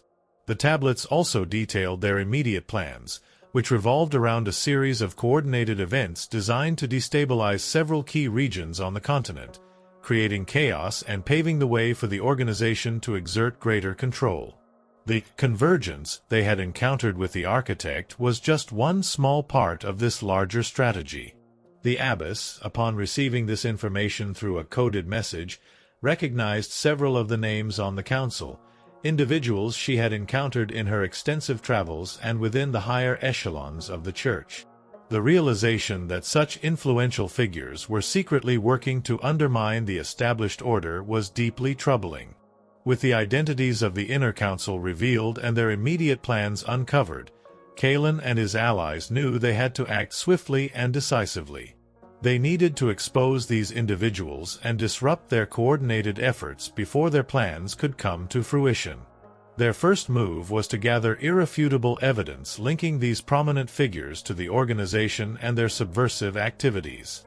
The documents they had recovered from the architect's estate and the records within the subterranean library provided a crucial starting point, but they needed more concrete proof to sway public opinion and bring these powerful individuals to justice.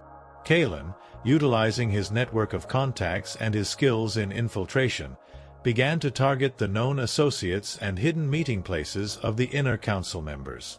He moved like a ghost through the corridors of power, gathering intelligence and seeking the evidence they needed. His investigations led him to a secret vault beneath a prominent banking house, where he discovered ledgers detailing the council's illicit financial transactions and their manipulation of markets. He infiltrated a secluded estate owned by a respected political advisor, uncovering correspondence that revealed their coordinated efforts to destabilize governments. He even managed to gain access to a hidden chamber within a grand cathedral, finding evidence of the council's subtle manipulation of religious doctrines to serve their own agenda. With each piece of evidence they gathered, the picture of the pyramid's shadow grew clearer, revealing a network of influence that stretched into the highest echelons of society. The challenge now was to bring this darkness into the light, to expose the truth before the obsidian labyrinth of their conspiracy could tighten its grip on the continent.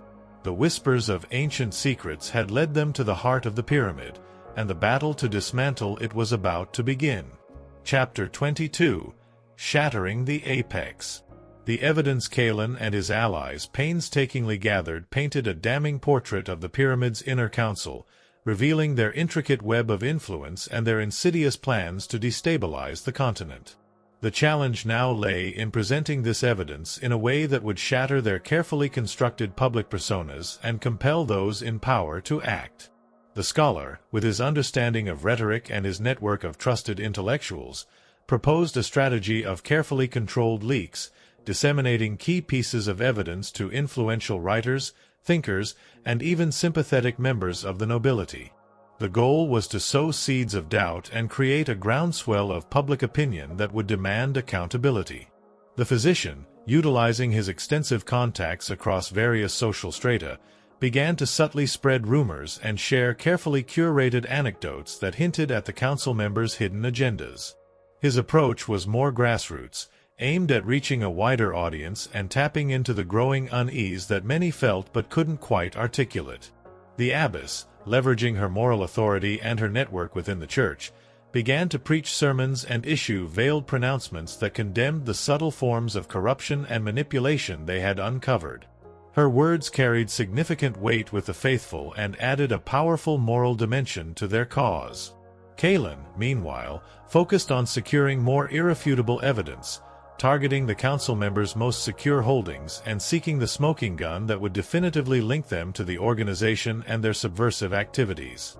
He moved like a phantom through their opulent estates and hidden sanctums, his skills honed in the shadows serving him well against their sophisticated security measures. His infiltration of the Grand Cathedral, guided by the abbess's knowledge of secret passages, yielded a cache of coded correspondence between the council members, detailing their coordinated efforts to manipulate religious doctrines and sow discord among different faiths, all in service of their long-term goals.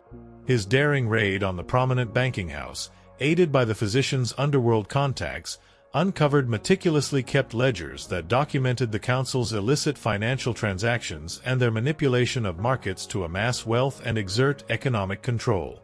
His careful surveillance of the political advisor's secluded estate, with insights provided by the scholar's understanding of political intrigue, revealed secret meetings with foreign agents, suggesting the council's willingness to collaborate with external powers to achieve their aims.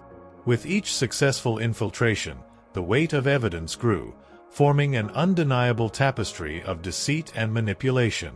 The challenge now was to present this complex web of information in a clear and compelling way. The scholar took the lead in crafting a series of carefully worded documents, presenting the evidence in a logical and persuasive manner, highlighting the interconnectedness of the council's actions and their ultimate goal of continental destabilization. These documents, along with carefully selected pieces of the original evidence, were then discreetly shared with their network of trusted individuals. As the leaks began to surface, the initial reaction was one of disbelief and denial. The council members, pillars of society, vehemently denounced the accusations as baseless slander and the work of malicious conspirators. Their considerable influence in the press and their control over information channels allowed them to initially suppress the spread of the damaging revelations.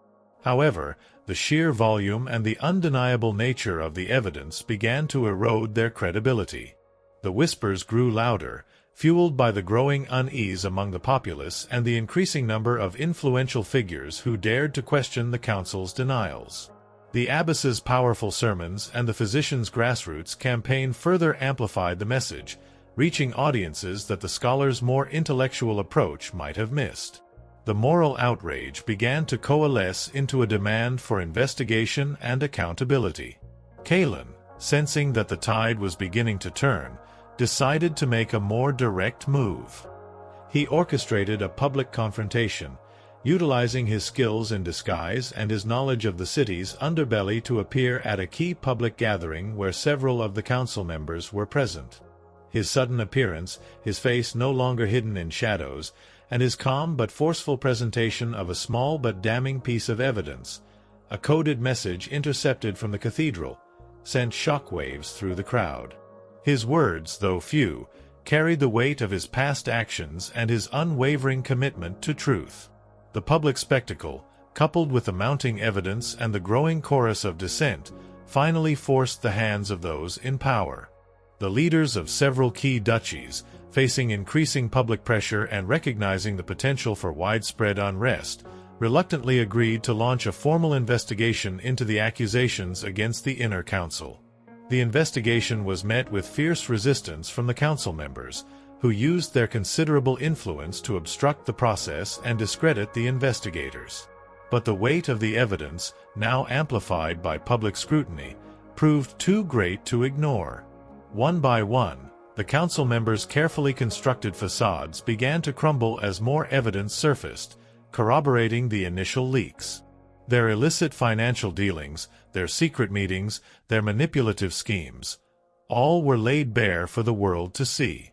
The climax arrived with the discovery of the obsidian tablets, their coded secrets finally revealed to a wider audience. The tablets provided irrefutable proof of the Council's long-term goals and their intricate plan to reshape the continent according to their ancient doctrines. Faced with undeniable evidence and overwhelming public condemnation, the Inner Council's power finally shattered. They were arrested, their vast networks of influence dismantled, their long reign of shadows brought to an abrupt end. The fall of the pyramid's apex sent shockwaves across the continent, exposing the deep-seated corruption that had festered beneath the surface of seemingly stable societies.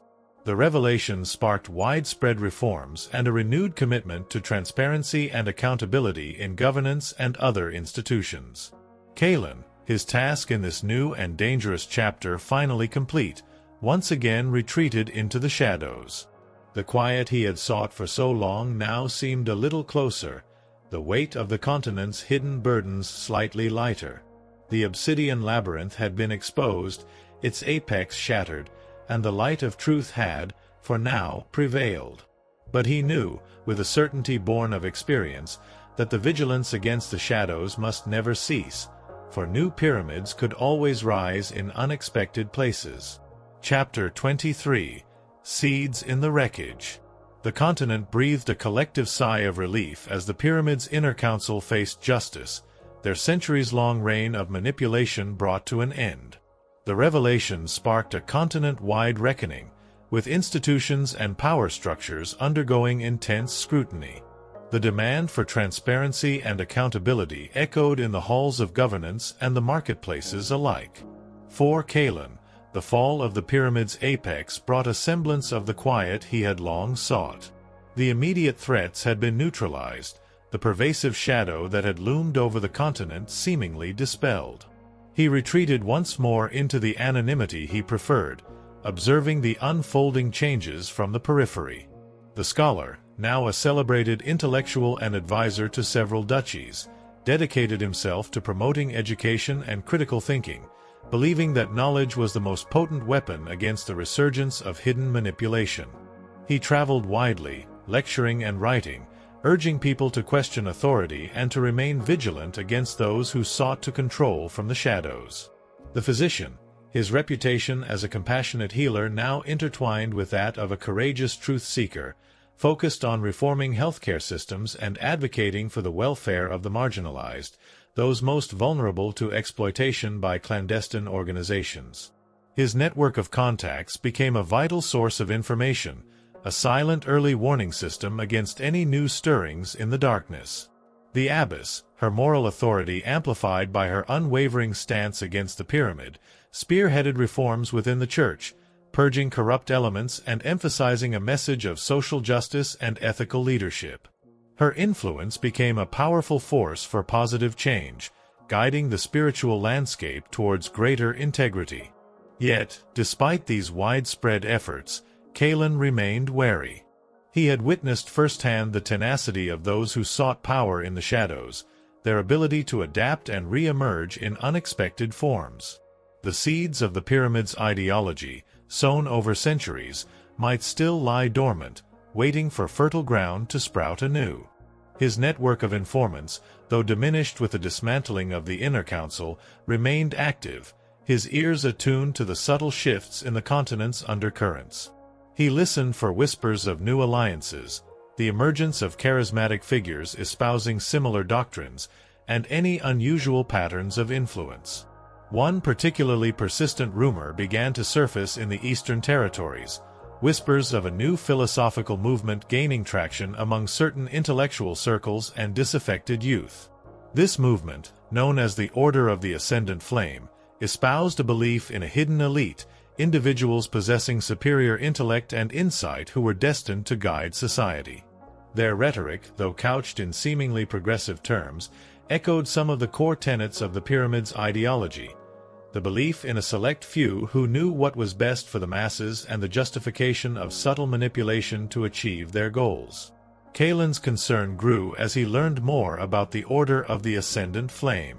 Their charismatic leader, a young orator with a magnetic personality and a talent for persuasive rhetoric, drew large crowds and attracted significant financial backing from unknown sources.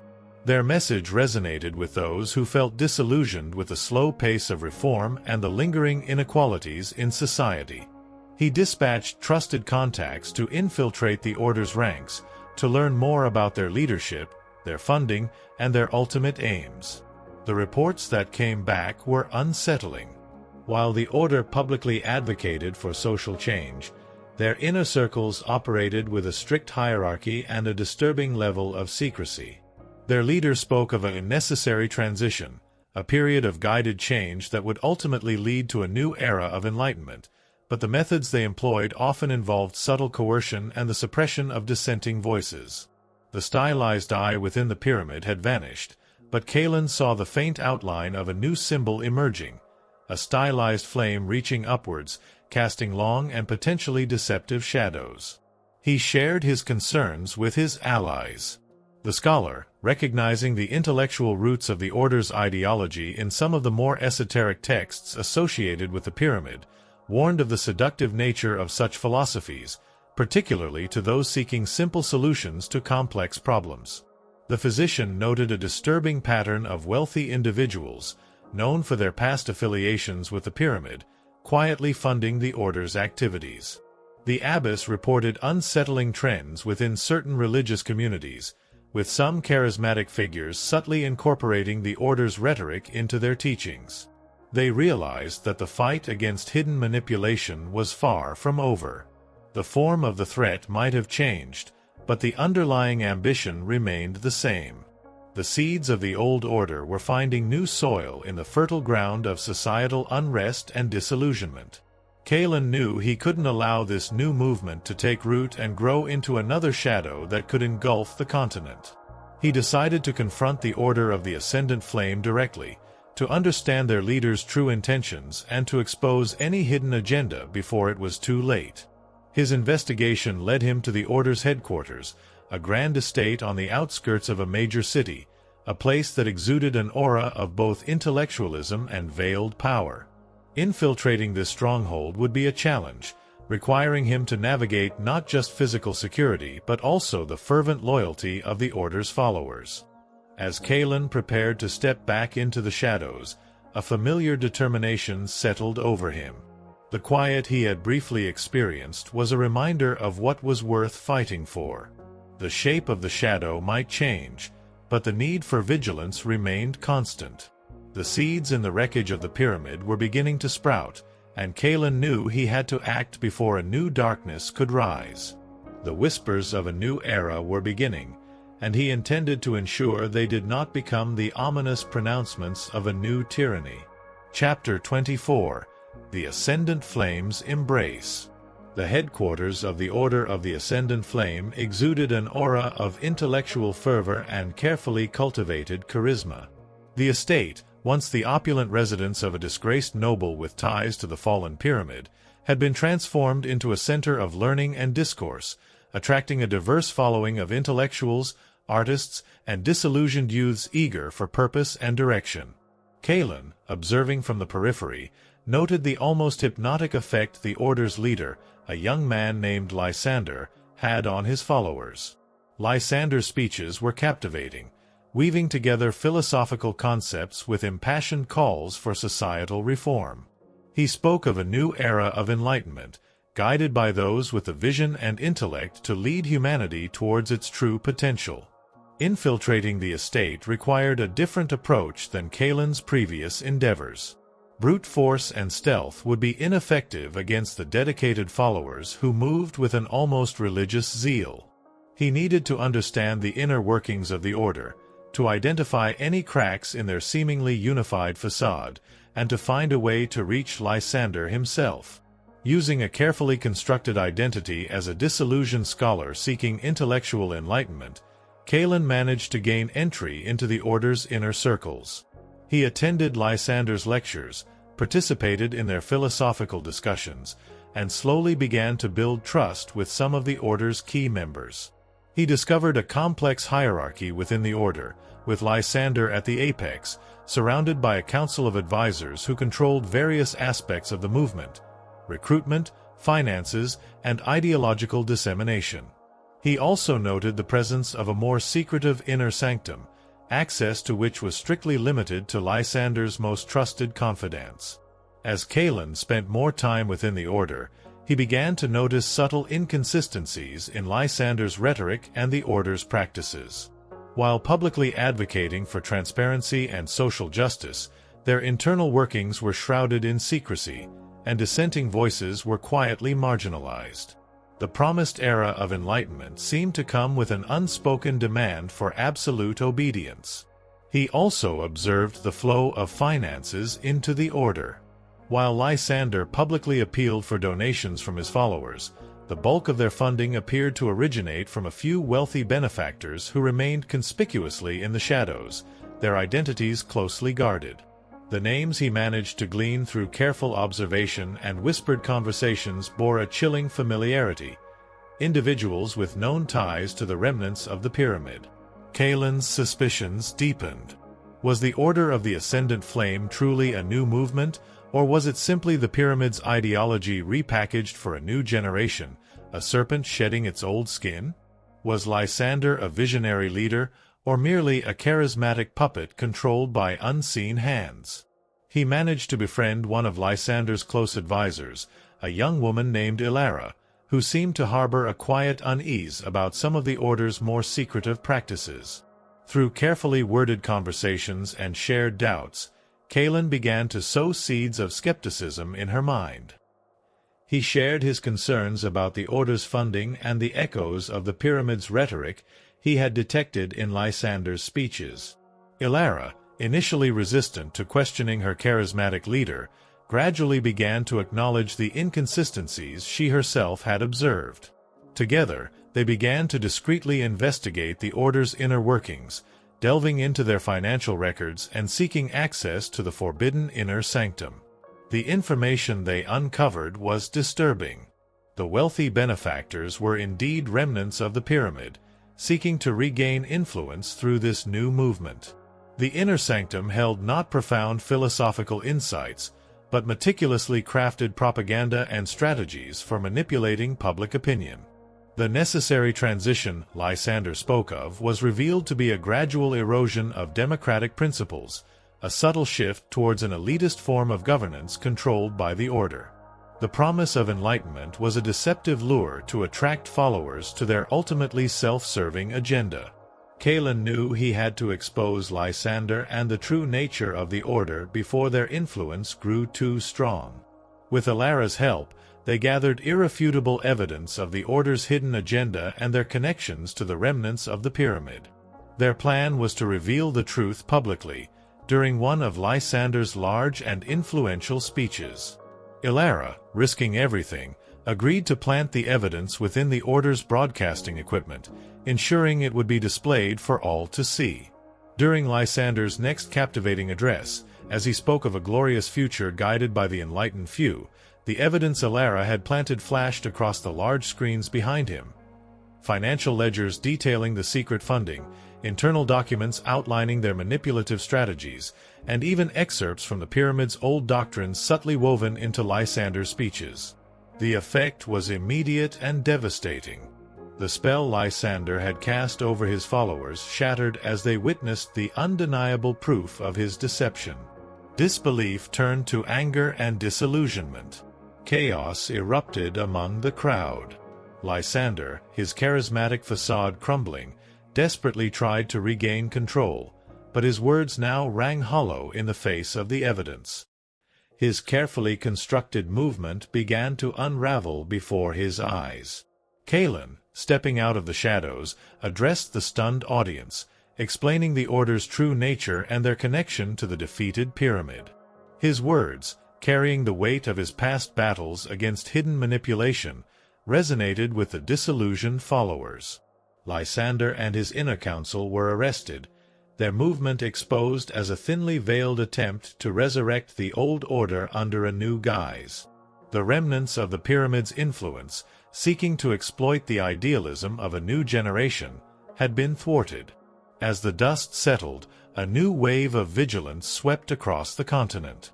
The close call with the Order of the Ascendant Flame served as a potent reminder that the fight against hidden manipulation was an ongoing battle, requiring constant vigilance and a willingness to question even the most charismatic of leaders.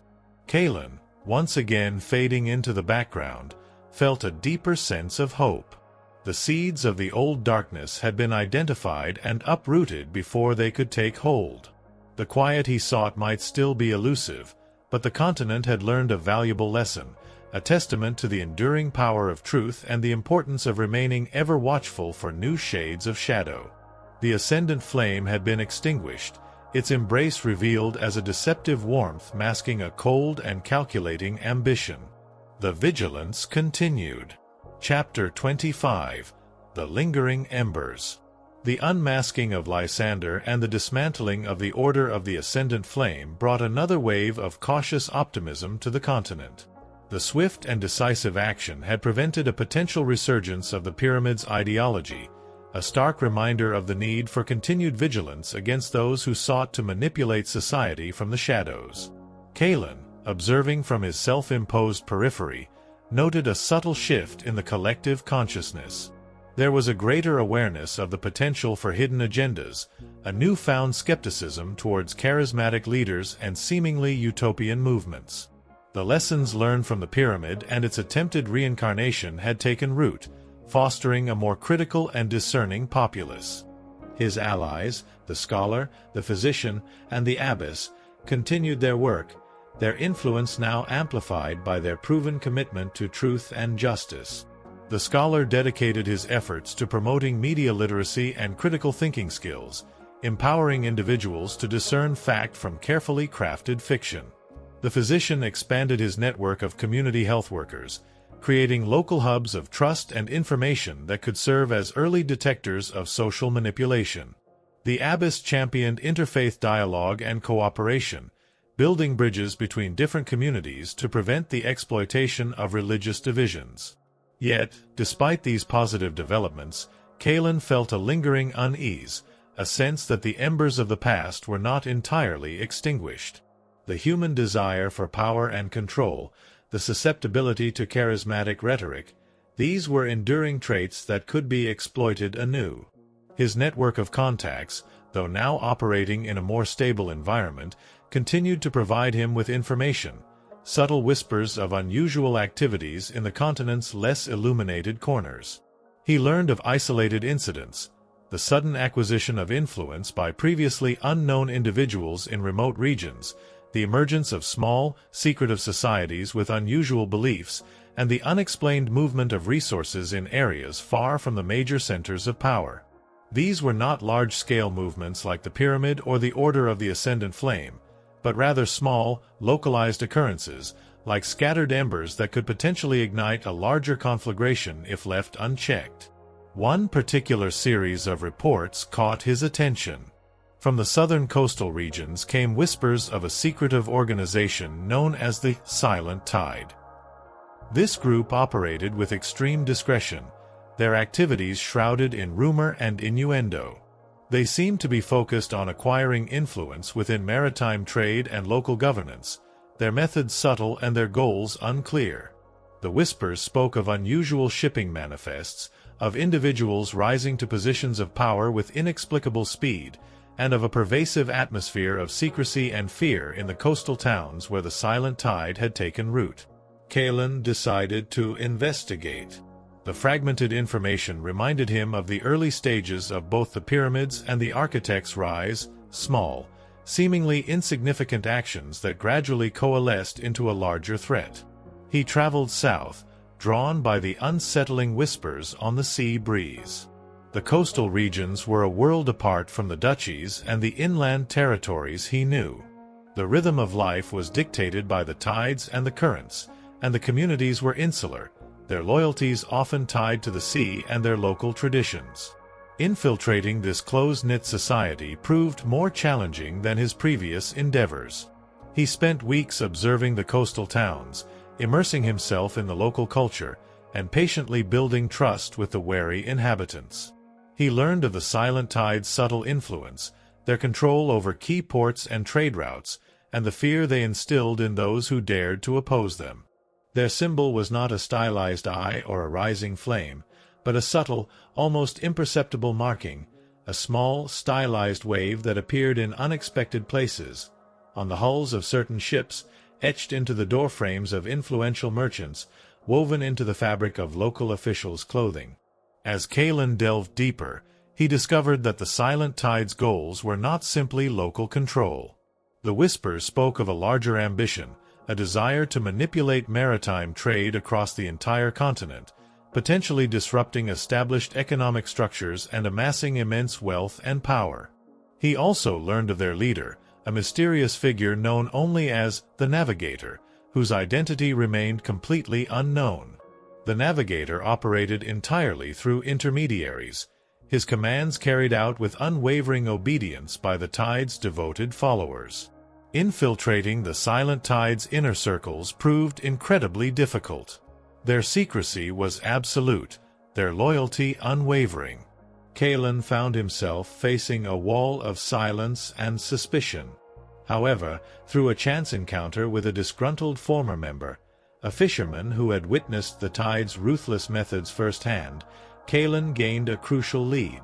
The fisherman spoke of a hidden sanctuary, a secluded island where the tide's leadership gathered and where their long-term plans were discussed.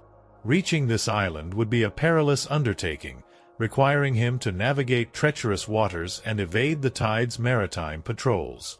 But Kaelen knew it was the only way to uncover the identity of the Navigator and understand the true extent of the silent tide's ambition.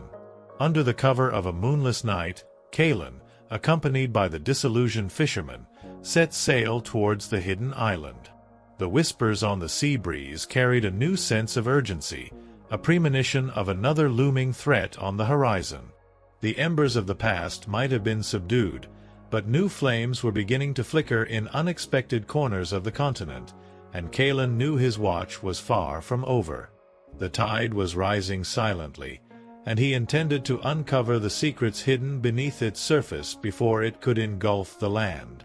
Chapter 26: Navigator of Shadows. The journey to the silent tide's hidden sanctuary was a tense voyage across the dark expanse of the sea. The small fishing vessel, guided by the disgruntled former member, cut silently through the waves, the only sounds the creak of the timbers and the whisper of the wind in the sails. The island, shrouded in mist and legend, loomed on the horizon, a jagged silhouette against the pre-dawn sky. As they approached, Kaelen observed the island's defenses. Hidden coves served as anchorages for swift-moving vessels bearing the silent tide's subtle wave marking. Watchtowers, barely visible against the rocky terrain, hinted at vigilant sentinels. The sanctuary was clearly well protected. Under the cover of the lingering darkness, they navigated a treacherous reef and landed on a secluded beach. The former member, driven by a desire for retribution against the organization that had exploited his community, guided Kaelen through the island's dense interior, a labyrinth of winding paths and overgrown vegetation. The sanctuary itself was nestled within a natural amphitheater formed by towering cliffs, a cluster of fortified buildings and hidden docks built into the rock face. The air hummed with a quiet efficiency, the movements of the tide's members purposeful and silent. Infiltrating the central compound required patience and meticulous planning. Kaelen spent days observing the routines of the tide's members, identifying guard patrols, and locating potential access points. The former members' intimate knowledge of the island's layout proved invaluable, revealing secret passages and forgotten pathways. Finally, under the cover of a moonless night, Kaelen made his move. He slipped past the outer defenses, his movements fluid and silent, his senses acutely attuned to any sign of detection. He navigated the labyrinthine corridors of the central compound, his goal the heart of the sanctuary, where he hoped to find the navigator. His search led him to a hidden chamber, a large, circular room dominated by a massive nautical chart spread across a central table. Figures cloaked in dark blue robes moved around the chart, their hushed voices discussing shipping routes, trade agreements, and the strategic placement of their operatives in key port cities across the continent. At the head of the table sat a figure whose face was obscured by a deep hood, his presence radiating an aura of quiet authority. This, Kaelen surmised, was the navigator. He concealed himself in the shadows, listening intently to their conversation. The scope of the Silent Tide's ambition was far greater than he had imagined. They were not merely seeking control of local trade. Their plan involved manipulating maritime commerce on a continental scale, disrupting established economic powers and amassing unprecedented wealth, which they intended to use to exert political influence. The navigator spoke of a new order of the sea, a future where the flow of goods and resources would be dictated by the Silent Tide, giving them leverage over entire nations. Their methods were subtle, involving the strategic manipulation of tariffs, the clandestine control of key ports, and the ruthless elimination of any opposition. As Kaelen absorbed the chilling scope of their ambition, he noticed a subtle detail on the nautical chart, a series of interconnected markings that seemed to extend far beyond the known trade routes of the continent, hinting at a potential network that spanned even greater distances. Suddenly, a hushed alarm rippled through the compound. Kaelen's presence had been detected. The cloaked figures around the chart turned as one, their movements swift and coordinated. Kaelen found himself facing a disciplined and highly trained opposition. The Silent Tide's members moved with a silent efficiency that spoke of rigorous training and unwavering loyalty. A fierce but contained struggle ensued within the chamber, the clash of steel muffled by the thick stone walls. Kaelen fought with his usual skill and determination, but the confined space and the coordinated attacks of the Tide's members put him at a disadvantage. He managed to incapacitate several of his attackers, but others pressed their assault relentlessly. His focus remained on the navigator, the key to unraveling the Silent Tide's network. He fought his way towards the hooded figure, dodging the precise strikes of the Tide's guards. Finally, he reached the head of the table. The navigator rose to face him, his movements fluid and surprisingly agile for someone who had remained seated throughout the meeting. As the navigator's hood fell back during their brief but intense exchange, Kaelen was met with a face that was both unexpected and disturbingly familiar. A prominent merchant lord from one of the liberated duchies, a man who had publicly lauded the efforts to dismantle the pyramid and its remnants. The revelation struck Kaelen with a cold certainty. The shadows were persistent, their tendrils reaching into the most unexpected places, their ability to adapt and re-emerge seemingly endless. The Silent Tide was not a new threat, but perhaps another facet of a larger, more enduring organization, or a new power vacuum filled by those who had learned from the mistakes of the past. Before Kaelen could fully process this shocking revelation, the chamber was flooded with more of the Silent Tide's operatives. He was outnumbered and surrounded. His infiltration had yielded crucial information and the identity of the navigator, but his escape seemed unlikely. The tide had turned against him, and the secrets of the deep were about to claim another victim. Chapter 27. Depths of Deception. The unmasking of the navigator sent a jolt of cold realization through Kaelen. Lord Elias Thorne, a seemingly reformed merchant lord from the liberated duchies, now stood revealed as the leader of the Silent Tide. The name echoed with a grim familiarity, a chilling reminder of the enduring legacy of the Viridian Hand and the insidious nature of power. Had the roots of Thorne's ambition run deeper than they had initially suspected? Or was this a new manifestation of the same old hunger for control, rising from the ashes of the fallen pyramid? Before Kaelen could fully process this disturbing revelation, the chamber filled with more of the Silent Tide's operatives, their movements swift and coordinated. He was surrounded, the odds stacked heavily against him. Escape seemed a distant prospect. Yet, Kaelen was no stranger to seemingly insurmountable odds. Years spent navigating the shadows had honed his instincts and his ability to seize any advantage, no matter how small. As the Tide's operatives closed in, he noticed a narrow passage leading out of the chamber, partially obscured by a tapestry depicting ancient maritime legends. With a sudden burst of agility, Kaelen lunged towards the passage, using the chaos of the converging guards as a momentary distraction. He ripped the tapestry aside and plunged into the darkness beyond, the sounds of pursuit echoing behind him. The passage led into a network of narrow tunnels carved into the island's rock, the air thick with the smell of salt and damp stone. Kaelen moved swiftly through the darkness, his knowledge of confined spaces giving him a crucial advantage over his pursuers. He could hear the sounds of the Tide's operatives close behind, their footsteps echoing in the narrow tunnels. He knew he couldn't outrun them indefinitely. He needed to find a way to lose them or turn the tables.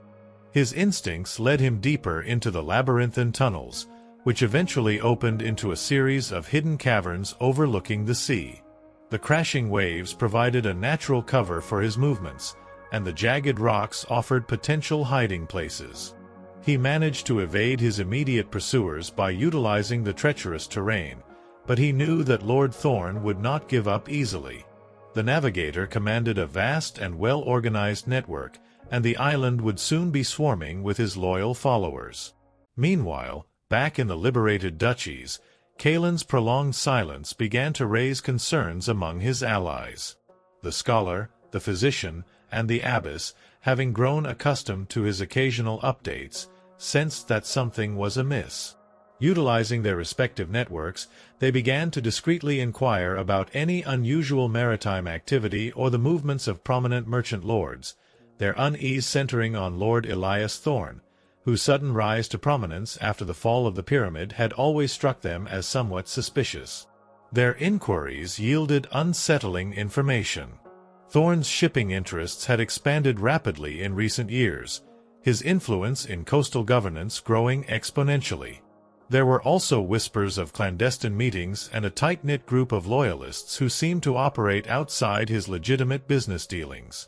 The pieces began to fall into place, confirming their growing fears that the shadow of the past was indeed resurfacing.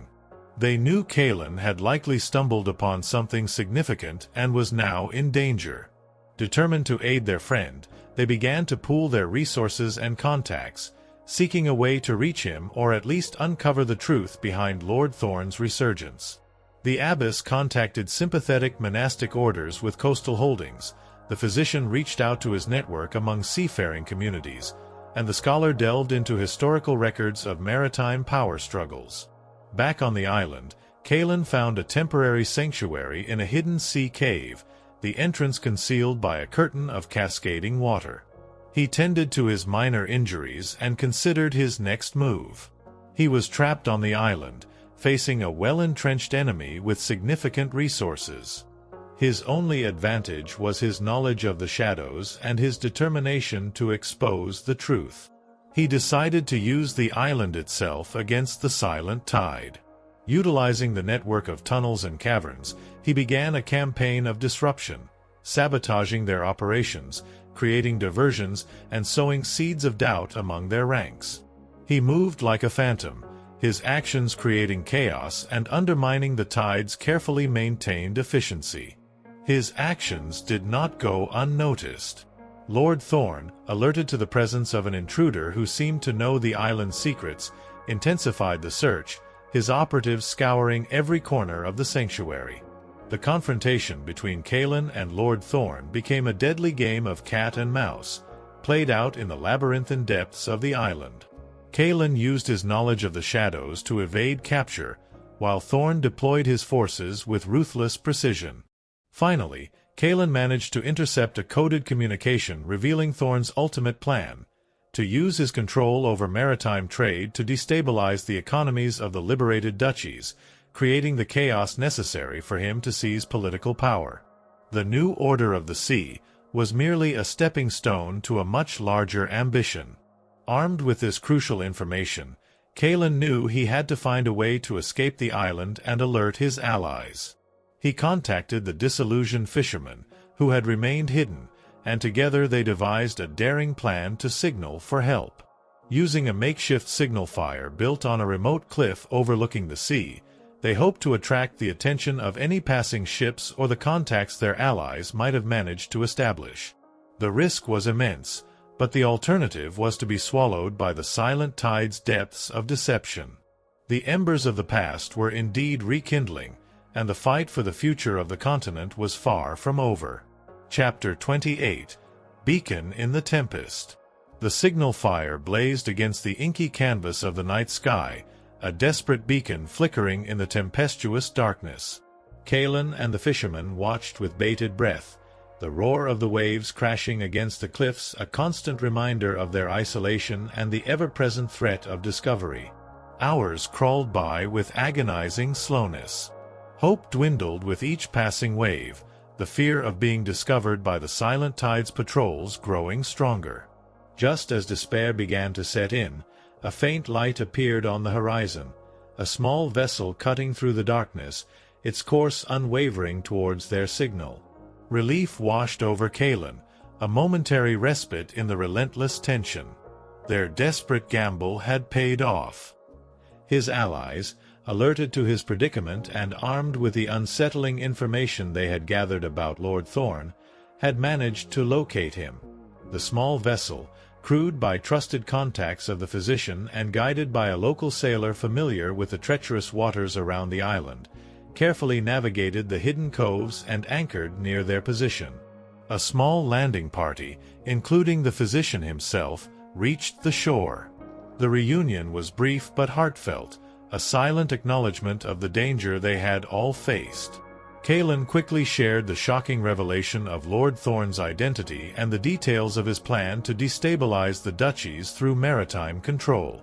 The physician, his face grim, confirmed the unsettling intelligence his network had uncovered regarding Thorn's recent activities. Escape from the island was a delicate operation, requiring them to evade the silent tide's patrols and navigate the treacherous reefs under the cover of darkness. Utilizing the fishermen's knowledge of the local waters and Kaelen's skills in stealth, they managed to slip away unnoticed. Their return to the liberated duchies was swift. Kaelen, along with the physician and the fisherman, immediately sought out the scholar and the abbess, sharing the alarming truth about Lord Thorn's resurgence and his insidious plan. The revelation sent a wave of shock and grim determination through their small alliance. The specter of the past, it seemed, was far from vanquished.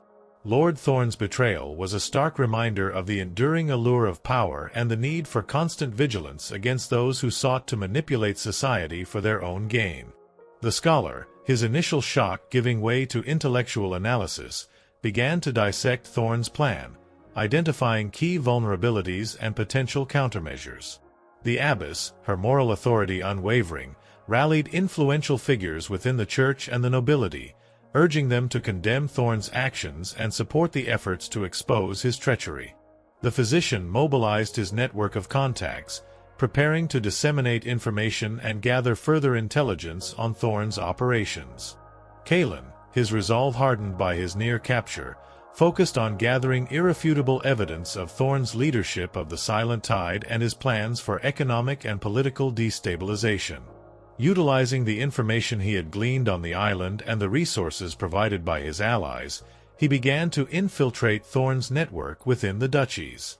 His investigations led him to hidden warehouses along the coast, where he discovered stockpiles of strategically important goods being hoarded under Thorn's control, ready to be used to manipulate markets. He uncovered clandestine communication channels linking Thorn to corrupt officials and powerful merchants, revealing the extent of his influence. He even managed to intercept coded messages outlining the timeline for his planned economic disruption. As the evidence mounted, their alliance prepared to act.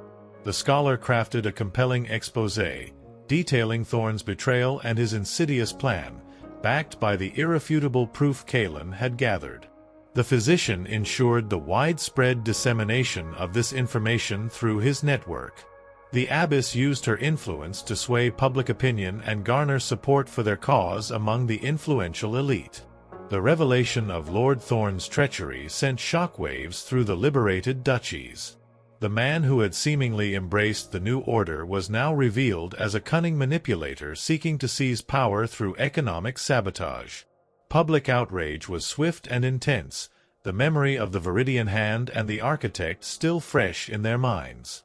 Faced with overwhelming public condemnation and the mounting evidence, the authorities were compelled to act.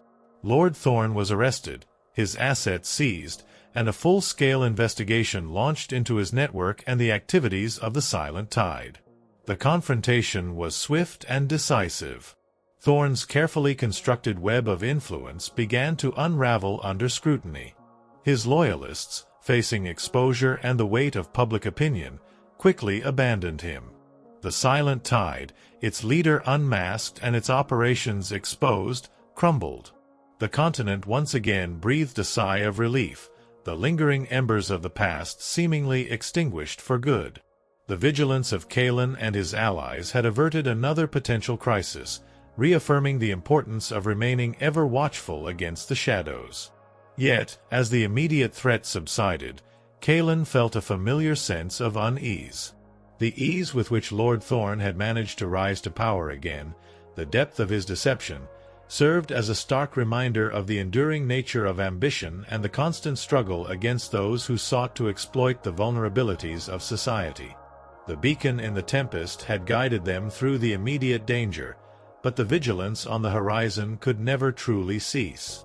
The whispers might fade, but the potential for new storms always remained. Chapter 29. Echoes Across the Ocean. The swift dismantling of the Silent Tide and the exposure of Lord Thorn's treachery brought a renewed sense of stability to the continent. The vigilance of the populace, sharpened by hard-won lessons, remained a powerful deterrent against the resurgence of hidden manipulation.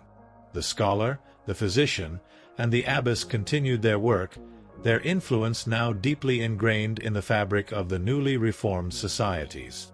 Kaelen, ever the watchful guardian, once again retreated to the periphery, his network of contacts still active, his senses attuned to the faintest stirrings in the shadows.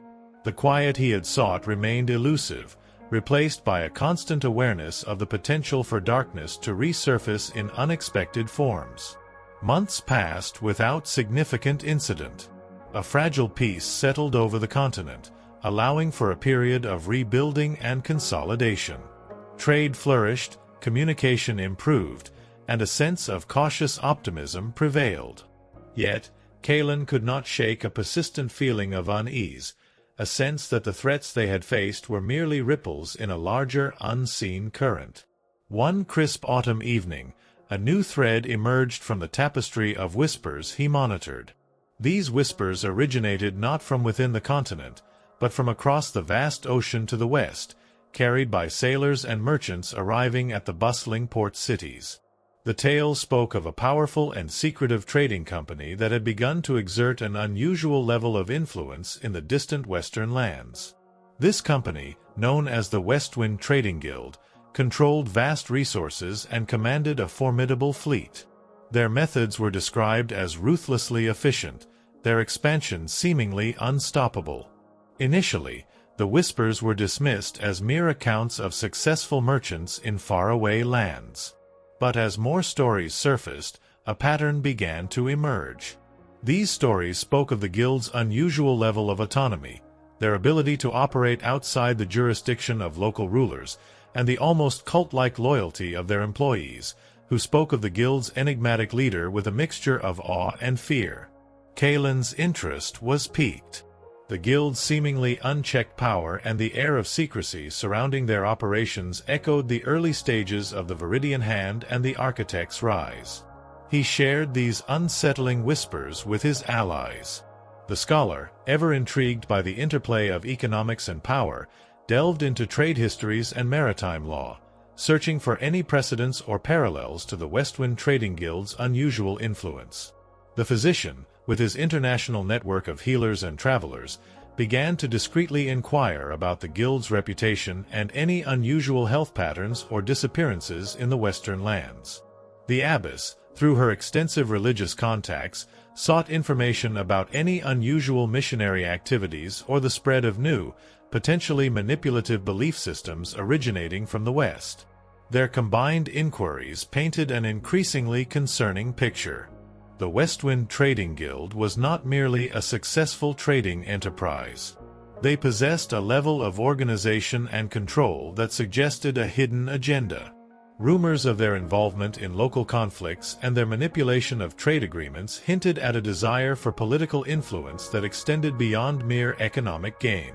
The scholar uncovered historical accounts of powerful merchant guilds in the past that had used their wealth to destabilize kingdoms and seize control. The physician's contacts reported a disturbing lack of independent information coming from the guild's territories, suggesting a tight control over communication. The abbess's network revealed the presence of charismatic figures associated with the guild who preached a doctrine of absolute loyalty and obedience to their unseen leader. The pieces began to align, forming a disquieting image of a powerful and secretive organization operating across the ocean, their influence potentially reaching far beyond the western lands. Kaelen felt a familiar sense of urgency.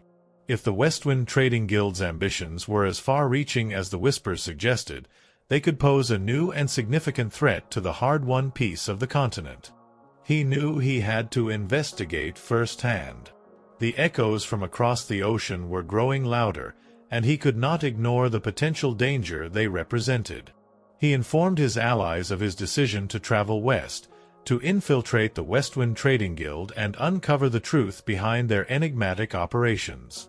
His journey across the sea was long and arduous. He traveled as a simple merchant, observing the flow of trade and listening to the conversations in the bustling port cities along the western coasts. He saw firsthand the Westwind Trading Guild's pervasive influence, their ships dominating the harbors, their agents present in every aspect of commerce. Infiltrating the guild itself proved to be a formidable challenge.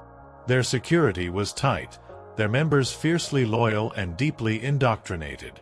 Kaelen found himself facing a new kind of adversary, one whose power was rooted in economic control and unwavering devotion to an unseen leader across the ocean. The whispers had led him to a new and potentially even greater shadow, one that stretched across vast distances and held the promise of a global reach. The echoes across the ocean were growing into a chorus of concern, and Kaelen knew his journey into the unknown had just begun. Chapter 30. The Meridian's Shadow. Kaelen's arrival in the western lands was like stepping onto a different world. The bustling port cities pulsed with a frenetic energy fueled by the relentless activity of the Westwind Trading Guild. Their ships, bearing the distinctive mark of a stylized compass rose, dominated the harbors, their warehouses overflowed with goods from distant shores, and their agents moved with an air of quiet authority that permeated every aspect of commerce. Infiltrating the guild proved to be a formidable undertaking. Their recruitment process was rigorous, demanding absolute loyalty and a complete submission to their hierarchical structure. Their internal security was airtight, with layers of surveillance and a pervasive culture of secrecy. Kaelen, assuming the guise of a skilled but down-on-his-luck tradesman seeking employment, began the slow and arduous process of gaining their trust.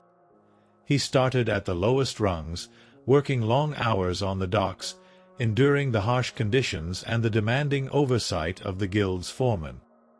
He kept his eyes and ears open, observing the interactions between guild members, listening to their conversations, and slowly piecing together the intricate web of their operations.